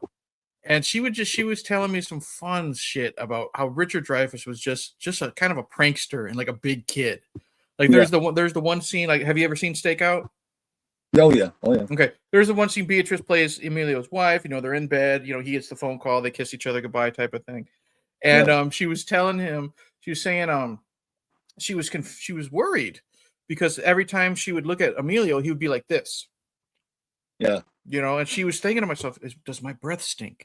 So she's doing all, and then she, they do the kiss, cut, and Emilio goes back and covers his face. And then she just flat out, she's like, "I hate to say it, but does my breath stink?" And Emilio was like, "No, I'm worried that mine stinks, and I don't want to turn you off," type of thing. So they were getting ready to get all set, because they have to look at each other and arms around each other. They're in bed, husband and wife. And literally, Richard Dreyfuss is not in the scene because she does not share any scenes with Richard. Richard walks in and he yells, "Threesome!" And he literally jumps in the air, lands on the bed in between them, and starts, pretend to be groping Emilio type of thing, just to break the tension. And then John Badham, the director, yells, "Foursome!" He jumps on the bed, and they're all wrestling around with each other. That's why I like doing these interviews, man. So you can see, find out these behind the scenes fun stuff. And then she said years later she was at like some type of convenience store, and she was looking. Remember those convenience stores where they had the racks with the VHS tapes that you could spin around? She was looking for Richard Dreyfuss movies. And she said she couldn't fucking believe it. Someone behind her grabs her, hugs her, lifts her up, and spins her around. She turns around, and it was Richard Dreyfuss. He had just been happening to walk down the sidewalk, see her in there, and decided to spook her. So I got some cool Richard Dreyfuss stories, from her. He seems like a grumpy old man now, but back then he seemed like he was fucking fun to be around. I can't remember who it was. It's some blonde that's done a lot of movies the last few years. She was doing a movie with him and some other big actor. I can't remember who it was, but somebody that had been in I think it was like Richard Harris or some shit like that. And he asked her, he said, "Have you ever seen any Richard Harris? Have you seen this from Richard Harris? Well, this movie with Richard Harris?" And she was like, "No, no." And he would not let her come on the set until she went back home and watched these movies that he was in. Wow. Because he thought that she should know who in the hell this, who he is. It wasn't Richard. It's kind of like Richard Harris. No, maybe it was Richard Harris. Yeah, no, it was Peter O'Toole. It was somebody did Peter O'Toole or Richard Harris, something like that. I do believe. But he just thought she should know his movies. You know what I mean? He was like, "Girl, you got to get back there." And once she did, they were just like, you know what I mean? Wow. He just felt that you should know who you're working with, especially if you're working with a great. You know what I mean? Yeah. That's another reason why I like Lauren Marie Taylor. When she went into to be cast for Neighbors, she walks in with the director. He was the same guy that directed Rocky. And she's in the room with the director. She's in the room with Belushi, and she's in the room with Aykroyd. And she never watched Saturday Night. John Levinson did that? Wow. Yeah. And she walked in. She said she never watched Saturday Night Live. And Belushi's just kind of being a hard ass. She's like, "So where you been?" You know what I mean? Because she was, a little late, and she didn't know who he was from fucking, the guy down the street. She's like, "What do you mean where I've been? Where have I been now, or where have I been in the theater?" type of thing. Yeah. And then he was kind of liking her sassy attitude. She said, "Well, recently I was in Chicago, and Belushi loves Chicago, so his eyes lit up," type of thing. And she said, she's like, "I didn't know these two guys from from Sunday, but we became good friends." She told a story how she went and they picked Belushi and Aykroyd picked her entire wardrobe for that movie. So when she's all punked out and stuff like that, like she's in the dressing room, and she said there was a time where Belushi just opens up the curtain. She turns around, she's like, "Oh my God!" And he's like, "I've seen it all, honey. Don't worry about it." He said, "Put this on," and then he closes it. You know what I mean? He wasn't doing it to be sexual, but he's like, "I'm not paying attention to that. Put this on." She said she had a lot of fun going on town with those two fucking knuckleheads. You know what I mean? I think that was the last film that they made together, Belushi and Aykroyd. I do believe it was the last one they did because He died 4 months later. Because Belushi was right in the middle. I do believe right in the middle of making Continental Divide. I think he made just enough of it to because that was him and Blair Bloom, maybe was her name. But that was a total different kind of movie for him. He was actually doing what he wanted to. Because it wasn't his type of movie. It was actually something that had a story and it had, it was inspirational. I don't know if you've ever seen Continental Divide, but it's completely different. There she was with probably the biggest comedy duo of that particular time and didn't know who the hell they were. Huh? Nope. And she because I asked her, I said, "Were you intimidated?" And she's like, "Not at all. Not at all." That's what I love about, like, you got to watch that interview because she's just so sweet and innocent, but she's also very down to earth, matter of fact. And I just love JT said the same thing because JT interviewed her a couple of years ago. He said she was great. She was we talked for a little bit afterwards, you know what I mean? Because I was asking because she was getting ready for she was getting something to do, and her husband had just walked in. I'm like, "Do you need to go?" She's like, "Don't worry about it. He's on the couch watching football. We got time to talk." You know what I mean? So she was just a really fucking cool person to talk to. I've seen her meet many people. On YouTube, there's a lot of videos where she's sitting up her booth, she's getting her to sign, and people just go up and talk to her, and she'll be just standing around there bullshitting. And she'll talk to him forever before she even goes back there and do it. She's big smile, she's pleasant. She's such a people person, dude. She really is, and I'm happy that she's now in demand. You know what I mean? For these like independent horror movie directors. She's in the movies for maybe 5 minutes or so. She has a little cameo. We're like, "Oh my God, it's Lauren Marie Taylor." People like you and me know who she is. We recognize her, but it's just so cool to see that she's still got projects coming out, man. What did she say about the rest of the cast of Friday the 13th Part 2? Are they nice like she is? Does she plan to be nice? I mean, I know Steele. The only ones we talked specifically about, I can't think of his name off the top of my head, but the guy who's in the wheelchair. We talked about him. Yeah. And she talked about how she had like the major crush on him. Major. And they had known each other because they were also models before they were actors. He was a model, she was a model.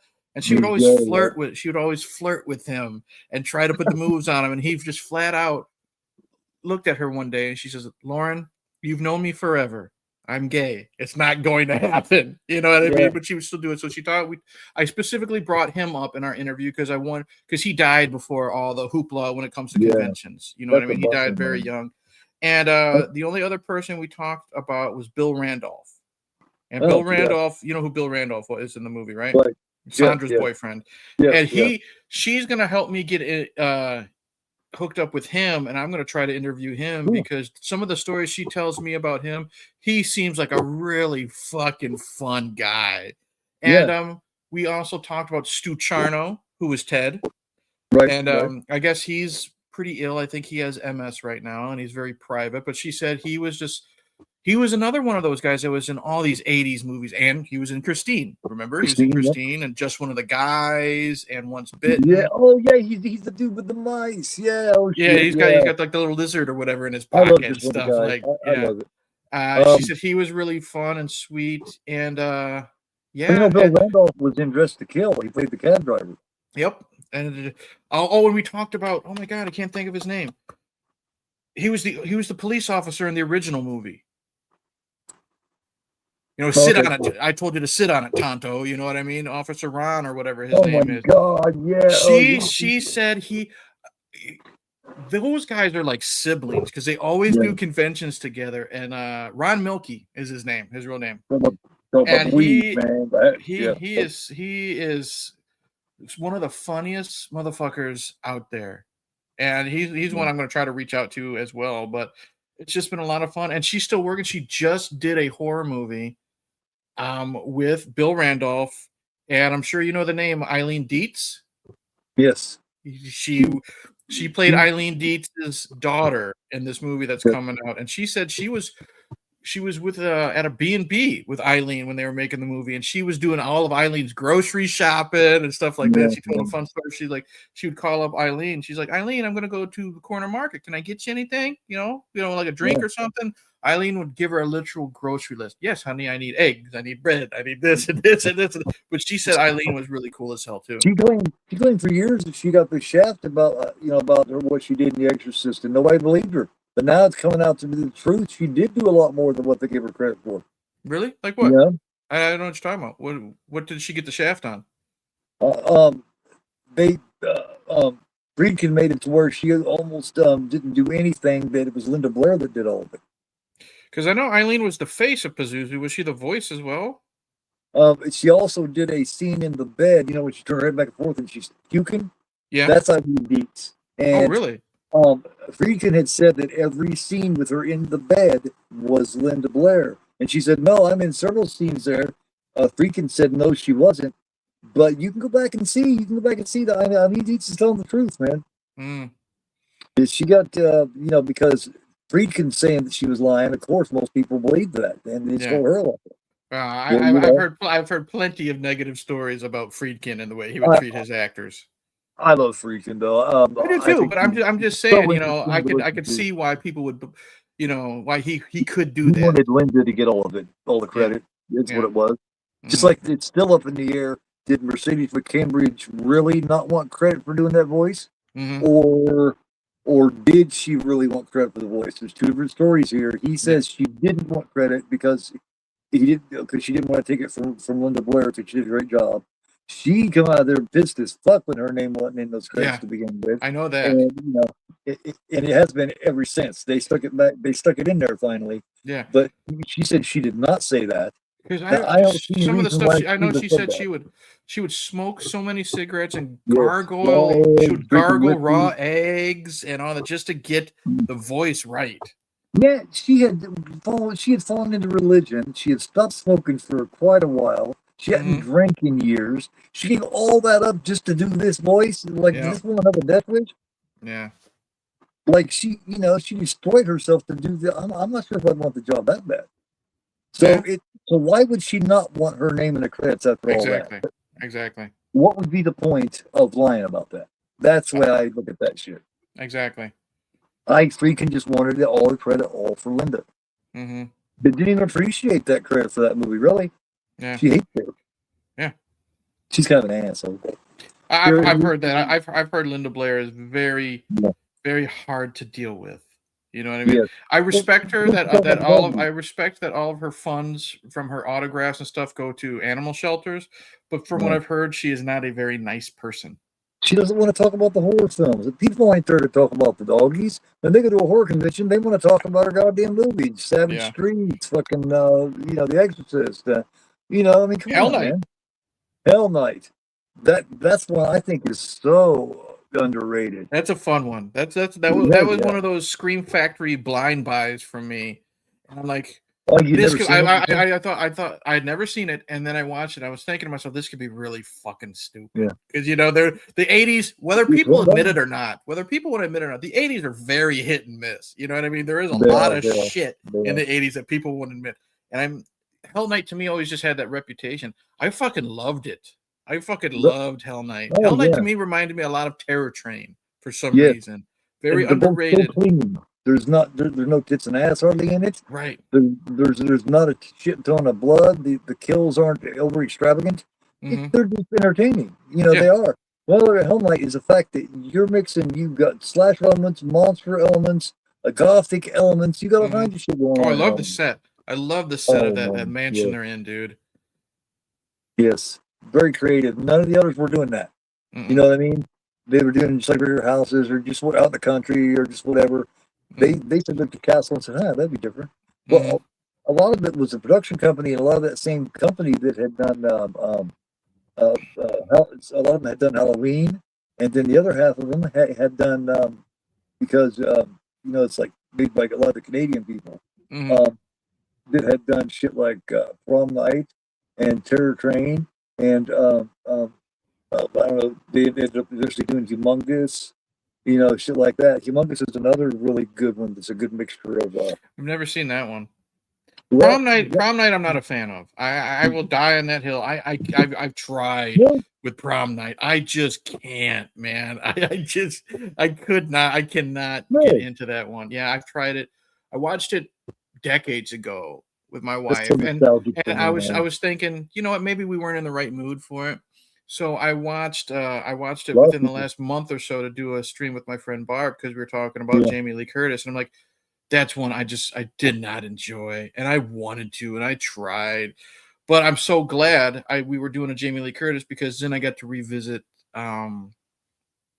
Terror Train, and then I watched one that I had never seen before, and I thought it was fucking great. Road Games.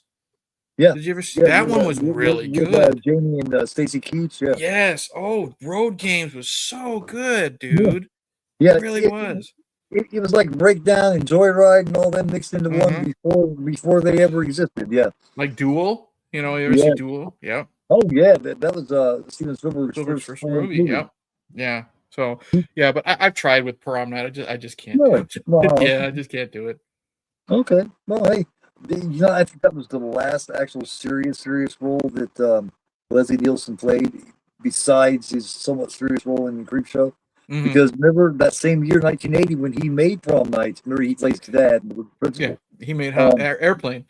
That same year he made Airplane, and I think there was another one too. And Airplane, that was like the floodgates opening for him. That's what I always joke whenever I watch Prom Night because it came out. I'm like, this movie is so bad because Leslie Nielsen just disappears. I said he probably just quit production and said fuck this and went and did Airplane. Yeah. He brought along his fart mechanism that he used on all the sets. I love those. You know me, I don't really like toilet humor, but man, when he's just like talking to Conan O'Brien and he says, "Oh, I'll do anything for a laugh," and he crosses his leg and you just hear, you know what I mean? Leslie Nielsen was such a big kid, and that's why I loved seeing him in Creepshow because I'm like, wow, this motherfucker is evil in Creepshow. Or you go back to Forbidden Planet, when he's in Forbidden Planet, the only time when he's got dark hair, or he's it's a bit part, but Night Gallery too. He plays an asshole in the episode of Night Gallery too. So he's also he's got a very very small role in the original Poseidon Adventure. He's the captain of the boat in the Poseidon Adventure. Okay, yeah, I think I remember that with Gene Hackman. Gene Hackman and Shelley Winters and Grandpa Joe. Yep, that's a good one. That's a good New Year's Eve movie. It is. The remake wasn't terrible. It was okay. I watched it for Kurt Russell. You know. But the original one with Ernest Borgnine and all them in it was Yep. much better. Yeah, Yeah. I agree. Well, Gene Hackman. Come Yeah. on. Yeah. Gene Hackman. You're never going to go wrong with Gene Hackman. Nope. Never have. Ever. I hated when he died. I didn't even realize he was retired for like 20 years before he died. I seen pictures of him not long before he died. He was driving around his truck and shit. And I looked close. And I was like, oh my god, that is Gene Hackman. He got old. He's one of those old. actors you don't really appreciate until he's gone. You know what I mean? When you realize he's not pumping out films. Like the last movie I remember seeing him in was like The Birdcage. You know what I mean? With Robin Williams and stuff like that. Yes, yeah, I mean, damn. I love that one scene with him and Brad Dourif in Mississippi Burning. When he starts shaving him. I've never seen Mississippi Burning. Really, it's really good. It's got the Brad Dourif in it. It's got Gene Hackman. It's got Willem Dafoe. It's got a lot of people. I think James Woods is in it too. Yeah, it's because when Rob Reiner passed away, James did a good tribute to him. He was doing all the tours and stuff. He's like, politically, we were completely different people, but he said Rob Reiner was one of the most special people I've ever met in my life, and we remained friends since we've met. He said because James Woods was having his problems, his drugs and his alcohol, and he said, if it wasn't for Rob Reiner, I wouldn't have a career again because he put me in Mississippi Burning, and I was too old for the role. And Rob was like, I want James Woods. And he said, even though, I'm on the right and Rob was on the left, we were still the bestest of friends. And I love that because remember when he played Mike Stivic in All Family, he was a bleeding heart liberal. Mm-hmm. And then there's James Woods. James Woods is MAGA like a motherfucker. Yep. And I'm, which that's another reason. See, I told you there's a reason I didn't like James Woods. Yeah, I get it. But no, that had nothing to do with it. I was just, I know. But it shows. It does show that they can still get along and be friends just because they're complete opposites on that spectrum. The people that lean far one way or the other, that's the nutcases. Those are the Looney Tunes. You know what I mean? Yeah. It's just like, just because a guy's a Republican doesn't mean he's an asshole. Just because a person is, a Democrat doesn't mean he's a whiny bitch. You know what I mean? I always tell people the negative stuff is what makes the news. So you have all these people acting negatively. That's what's going to get on the news. That's what's going to get on social media. And those are the poor representations of this group. And that's what's sad. It's like anything. It's like I always say feminism. Women 100% should be equal as men. But you have the hardcore man-hating feminists that get the TV time. And that's why sadly the good feminists don't get talked about because everyone just assumes the negativity. You know what I mean? Well, the best feminists hate men. You know what I mean? And that's that's the whole woke thing. Yeah. People use it the wrong way. And they shove it in your face. And every good movement gets stripped way out of proportion. Every time something good's going on, somebody's got to run it. You know what I mean? And make it something like a cult. Every time it turns into some big cult type shit. Yeah. Like the woke thing was great. Yeah, they should be equal. That next thing you know, every MCU movie you see, they're able to beat the fuck out of every man, and not even Thor can fight against one. You know what I mean? It's like Hulk was getting tossed around by She-Hulk. It's like that's Hulk, man. Come on. Yeah, I get it. Trust me. It's like and all the way to the point to where the women that were playing these roles were going, man, this is a little ridiculous. Yeah. Everybody but Captain Marvel, what's her name? She enjoyed it. Yeah. But, that's because of the paycheck she got. She didn't like men either. She's the only woman I've ever seen that actually argued with Chris Hemsworth. Nobody argues with Chris Hemsworth. No, everyone loves Chris Hemsworth. Except her. She started arguing with him live during an interview. She started mouthing at him. Wow, I didn't know that. He just kind of blew her off and ignored her. And you see Jeremy Renner, Hawkeye sitting over here, and he was like, he was staying the fuck out of it. And everybody had to look on her face like, damn, what's her problem? Wow. I can't remember her name, but she Brie Olsen. Brie Larson. Brie Larson. She's an asshole. Yeah. Yeah. Ooh, the Onion Field with James Woods. Have you seen the Onion Field? Mm-mm. That has got James Woods, and he's a villain, of course, and it's got a very young Ted Danson, still had hair on top of his head, as a young cop. Okay. Basically, what the story is James Woods and his buddy are a couple of lowlives that are doing something breaking the law. Well, these two cops, they're a couple of young detectives, just came from being uniformed into being detectives. They stopped them and all this kind of shit, and they, no, they ain't done it wrong. So, well, they end up holding up these two new young cops and taking them out to the onion field. And I'll leave it at that. Okay. True story. I'll give it a look. I do need to check out Mississippi Burning. I know that. Oh, definitely, man. Yeah. Well, shit, man. I've kept you on here forever, dude. That's what happens, man. We just get talking. It happens, dude. But it's been a hell of a talk. Hell yeah, man. Great talk. It's always tons of fun. We went the first hour or so, and we definitely covered Starman. Since then, we went everywhere, which is cool. Yep. Yeah, I didn't see a reason to plan a review. I just figured we'd just start talking about what we loved about it. I like it. I like discussions where we can just say, "Hey, let's talk about the ending right away." You know what I mean? We can just cherry pick. We can just cherry pick. What about Buck Flowers? Yeah. What about when he? Yeah. It's just there's a time and place for everything, but I do my best shit when I bounce around and talk about all that kind of stuff. My reviews are okay, but I'm not a strong review guy. I'll be honest. I'll admit my shortcomings. I make great documentaries, but review guy, no. That's for me. It just you got to have someone good to bounce off of. That's what it is. I think I think my best work is when I'm collaborating with somebody.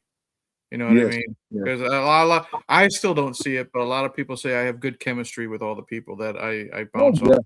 Well, you're just easy to get along with. You know what I mean? Yeah. You're easy to get along with. You're not rude. You tell at the same time you're honest and tell you feel and tell how things are. Usually when I've seen you argue with somebody, it was because they were being an asshole. Yeah. You know? Yeah. And I haven't seen that very much. So, hold on just a second here. Get a couple of these real quick. Thanks, Nanette. Thanks, Russell. Russell, hell yeah. I seen something, or I was going to talk about something. Damn it! I was going to say it. You'll remember once you click off live, you'll remember exactly what you wanted to talk about. I do it too, man. Yeah, I know. It's just Oh, I was going to ask you real quick. Have you seen my Lucio Fulci documentary yet? I have not, because I've been so busy with stuff going on here and that you know about. It is saved in my watch later section, I guess you would say, of YouTube. I just honestly, dude, I've been staying offline so much because it's the same bullshit every fucking day. I don't care about this franchise or that franchise. I'm just tired of seeing it, or it's just some negative stuff, or it's just this. I'm just like, I don't have interest, so I just kind of I do my thing. When people say, "Hey, you want to collaborate or get together," I do my thing with Barb or Melissa, and other than that, I just been off YouTube. I do have, like, sometimes I don't even like going, like, clicking on YouTube and seeing a specific thing just come into my feed right before I hit subscriptions. You know what I mean? It's like I don't care. I don't care. So I'm just like, I'll watch it later. But I do have your documentary saved to watch. It's something I'm very proud of. In my opinion, it's the best thing I've ever done. So good. I mean, I watched your teaser for it that you sent me. I told you I liked how well you did I liked how you did a really good job editing the clip of the movie with your narration, and then you throw in something like Ginger Ninja says, and then it goes to night, and it's pretty seamless. So I did watch that and liked that. But the documentary itself is my attention span right now. It's like I'm like Jeff Bridges, you know what I mean? And I know you're not the biggest Fulci fan anyway. Maybe you'll watch the Romero one faster. It's still been there's still space for you to make comments if you want to. If you want to make comments for like a minute or two, there's been a couple of people sent me comments for like 1 minute and just talked about a couple things about their favorite Romero film, and they sent it to me real quick. So you can do that if you want. If you want to. I'm just throwing it out there. I know. It's just I just been so busy, with my uncle, and then I got some more bad news about an aunt the same day. It's just a lot of to process, and I don't want to. It's no offense to you. I don't want to send you a a voice clip when you can tell I'm not in it. You know what I mean? Right. Yeah. It's your enthusiasm that I love. So yeah, like my enthusiasm would not have been in it, dude. I want you to sound like you sounded on Starman. Yeah. Yeah. So I totally get it. But I am still working on it. If you get excited about Romero for some reason and want to, the invitation's out there. I got 13 other creators that I got to fit in there too at this point, but I'll do it because I'm an editing whiz. I'm just glad that, like I said, when we were talking offline, that you, like, when we had to postpone tonight from last week, like, I'm glad you understand. You know what I mean? And you're not taking any of that shit personally. Like, if I'm not able to participate in Romero, it's because I got all that stuff going on. That's all. Of course, that's one of the biggest insults I think I've ever gotten, was that I'm not understanding. I don't like when people can't. If someone gets a hold of me and say, "Hey, I got a problem going on, or I don't feel good," or like JT's not felt good several times, and I don't bitch at him, going, "God damn it, tough shit. I planned this," Yeah. But I've had a couple of people say that I'm unreasonable about that kind of shit, and I've never been unreasonable with somebody doing that. Yeah. I'm easily misunderstood, but not that easily misunderstood. Come on. Nanette says, Eric, would you be interested in doing a live stream with me talking about John Carpenter's vampires? I have no problem doing it. We will have to pick a date and a time because I like I told Keith, I do have a lot of stuff going on in my personal life, but I would absolutely love to watch and discuss vampires with you, Nanette. It'll have to be down the road, and I mean, it can't be like Keith's, 1 a.m. commentary watch-alongs type of thing. I started at 4 before, dude. Yeah, I know. But I would absolutely love to, Nanette. We would have to pick out a date. I can do them late on Fridays and Saturdays, but it would be a lot of fun. I absolutely love that fucking movie. That would be a good one. You guys have never got together, have you? No. Russell said, don't get us wrong, Keith. Love you, but you need to read the comments more. I know, but me and Eric, we don't get together very much. Trust me, I responded. I said sometimes the conversations overlook the comments, and I'm not going to be mean. I'm not going to be mean when I say this. My opinion doesn't necessarily reflect the views of Goraphobe. Sometimes comments aren't part of the stream. Sometimes they're just random comments that have nothing to do with the conversation. So don't take it personally if we don't respond to comments that happen. Well, Russell and I got used to, back in the day when I was doing all those watch-alongs, I would comment to I would say something to every single comment, and I think that's what they got used to. I don't do that quite like I used to. I haven't done that in quite a while, actually. But this was a long one, and I tried to pause it and get back to it, but at the same time, I don't want to say, right in the middle of Eric saying something, I want to say, hold on, Eric, let me, you know what I mean? Exactly my point. And like I said, I'm not trying to be disrespectful when I say that to anyone watching or listening to this, but sometimes when you go back and have to scroll back, it does interrupt the flow of the conversation. It can, yeah, you got to pick your right times. That's why a lot of times, like with my interviews, Keith, I don't really pay attention to the chat. Right. I'll type in it. Yeah. I'll type in the chat, but I won't necessarily respond to them because it interrupts the flow.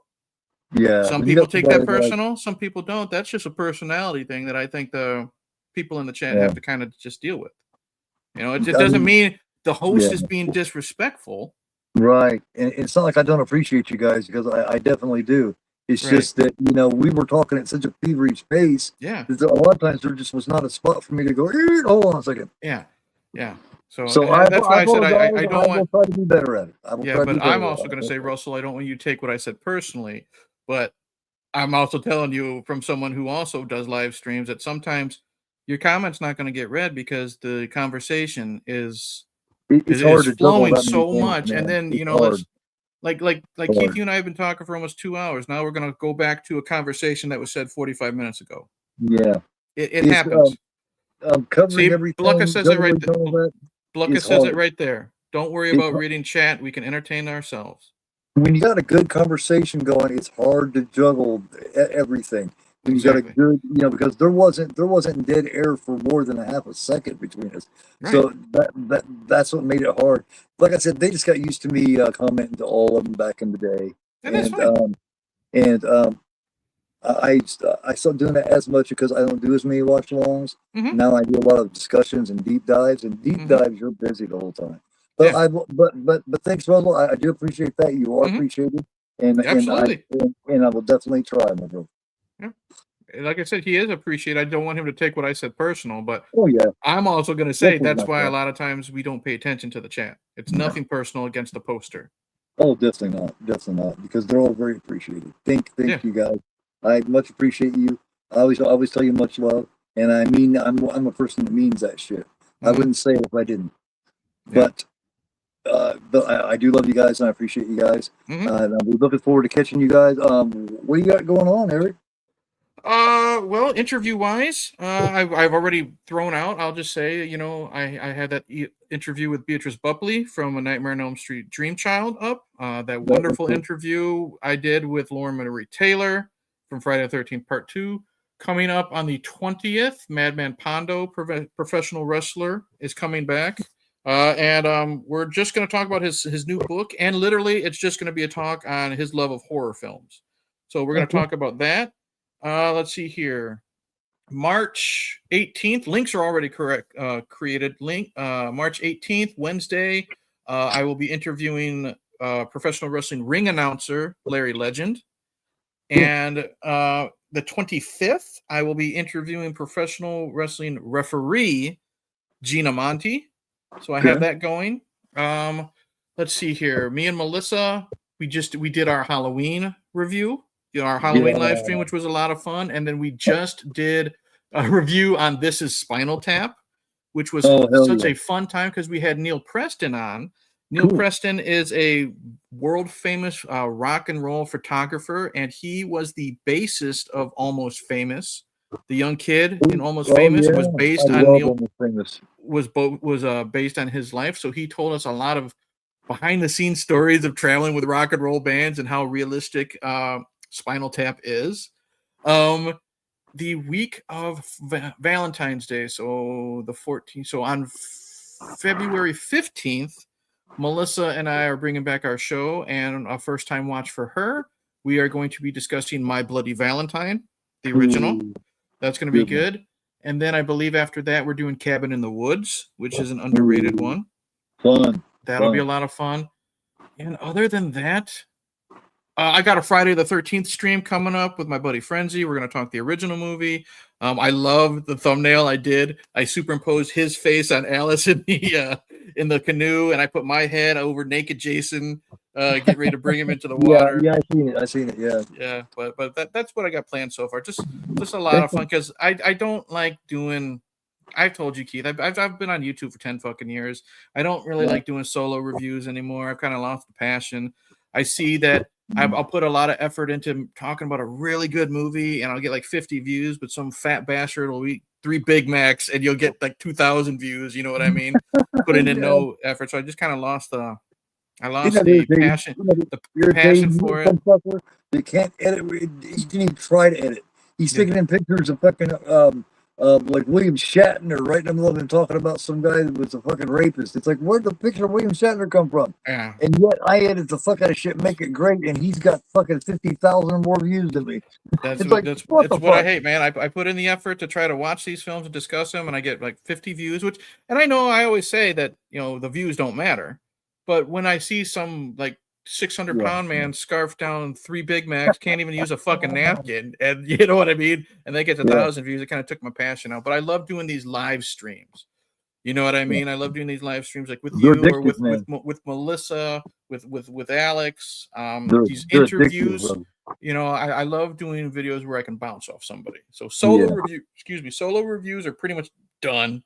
I probably won't ever do them unless they're, but I also do shorts. I do a lot of shorts now because I can just go on break at work. If something pops into my head, I talk about it for 3 minutes. You know what I mean? I thought about doing more, but it's just not my thing because I drag things on. I talk a lot.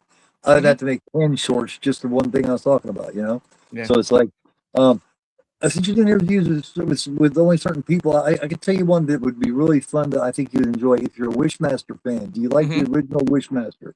He's a blast. I've seen an interview JT did with him. and he did an imitation of Wishmaster, and oh my God, he still sounds just like him. Andrew Divoff? Wishes. Yeah, he still sounds exactly like Wishmaster. I'll see if I can reach out to him. I've got a couple other people I'm reaching out to, and we'll see. I don't want to have too much on my plate either. That's why I only like to do 2 interviews a month, because I don't want to get sick of it. You know what I mean? I thought I'd put it out there so you could write it down so you didn't forget. And let you know that he is a good interview and he's a nice guy. Yeah, so, I'll check him out. I'll check it out. I'll see how I can contact him. Maybe just like a social media or something. What I got coming up this Monday. This was a very busy last few days. I've been like the last 3, 4, 5 days straight for the first time in a couple of years. But I'm taking tomorrow off. Monday at 6 p.m. Eastern. I will be for the first music video in a long time. It will be me and the Mnet crew discussing Megadeth's new CD. Okay. And then 2 hours later at 8 p.m., my son Drake will be on Tales of the Collector, and we'll be discussing his and my collections. Okay. The next day, Tuesday night from Night Watch Zone will be on Tales of the Collector. So that's going to be a rarity, because who can claim they've seen much of anything from Night's collection? True. I am so intrigued, man.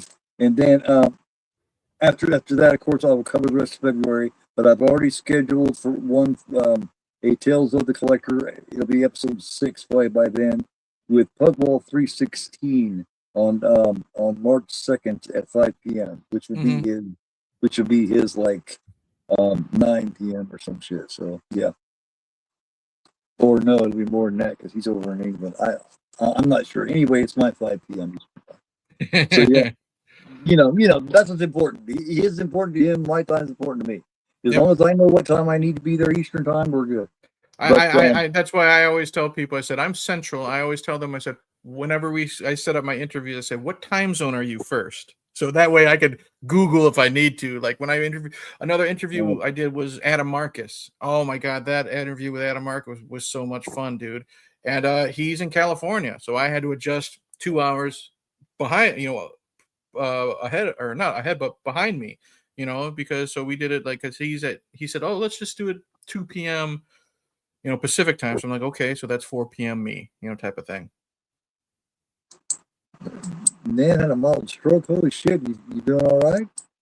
Oh, that's not good. Damn. It was good to get together with you again, man. We need to get together, and we'll plan one long term like we did this one. We'll come up with another really cool one to do, and so you can see me and Eric together again, guaranteed. That's always a guarantee. Thanks for coming, man. It's always great to have you. It's great to have you guys in the chat. To get this rolling here, I think I'll finish this off with some Starman again if I can see it. God, I'm getting old. I'm using my bifocals, dude. So do I, man. So do I. But yeah, I will catch you guys hopefully Monday at 6. Join us for Mnet. If you haven't signed up to Mnet, go and subscribe there. It won't be on my channel. It'll be on the Mnet channel, which is all about music. So if anybody hasn't subbed to it, go over and sub and come check us out at 6 on Monday. And then at 8 o'clock with Drake with his collection. Much love. Everybody take it easy. I'll catch you guys later. That is Eric, and I am agoraphobe, and you are not. And you are not agoraphobe, and I am. So have fun. Later, Cheers. guys. Cheers.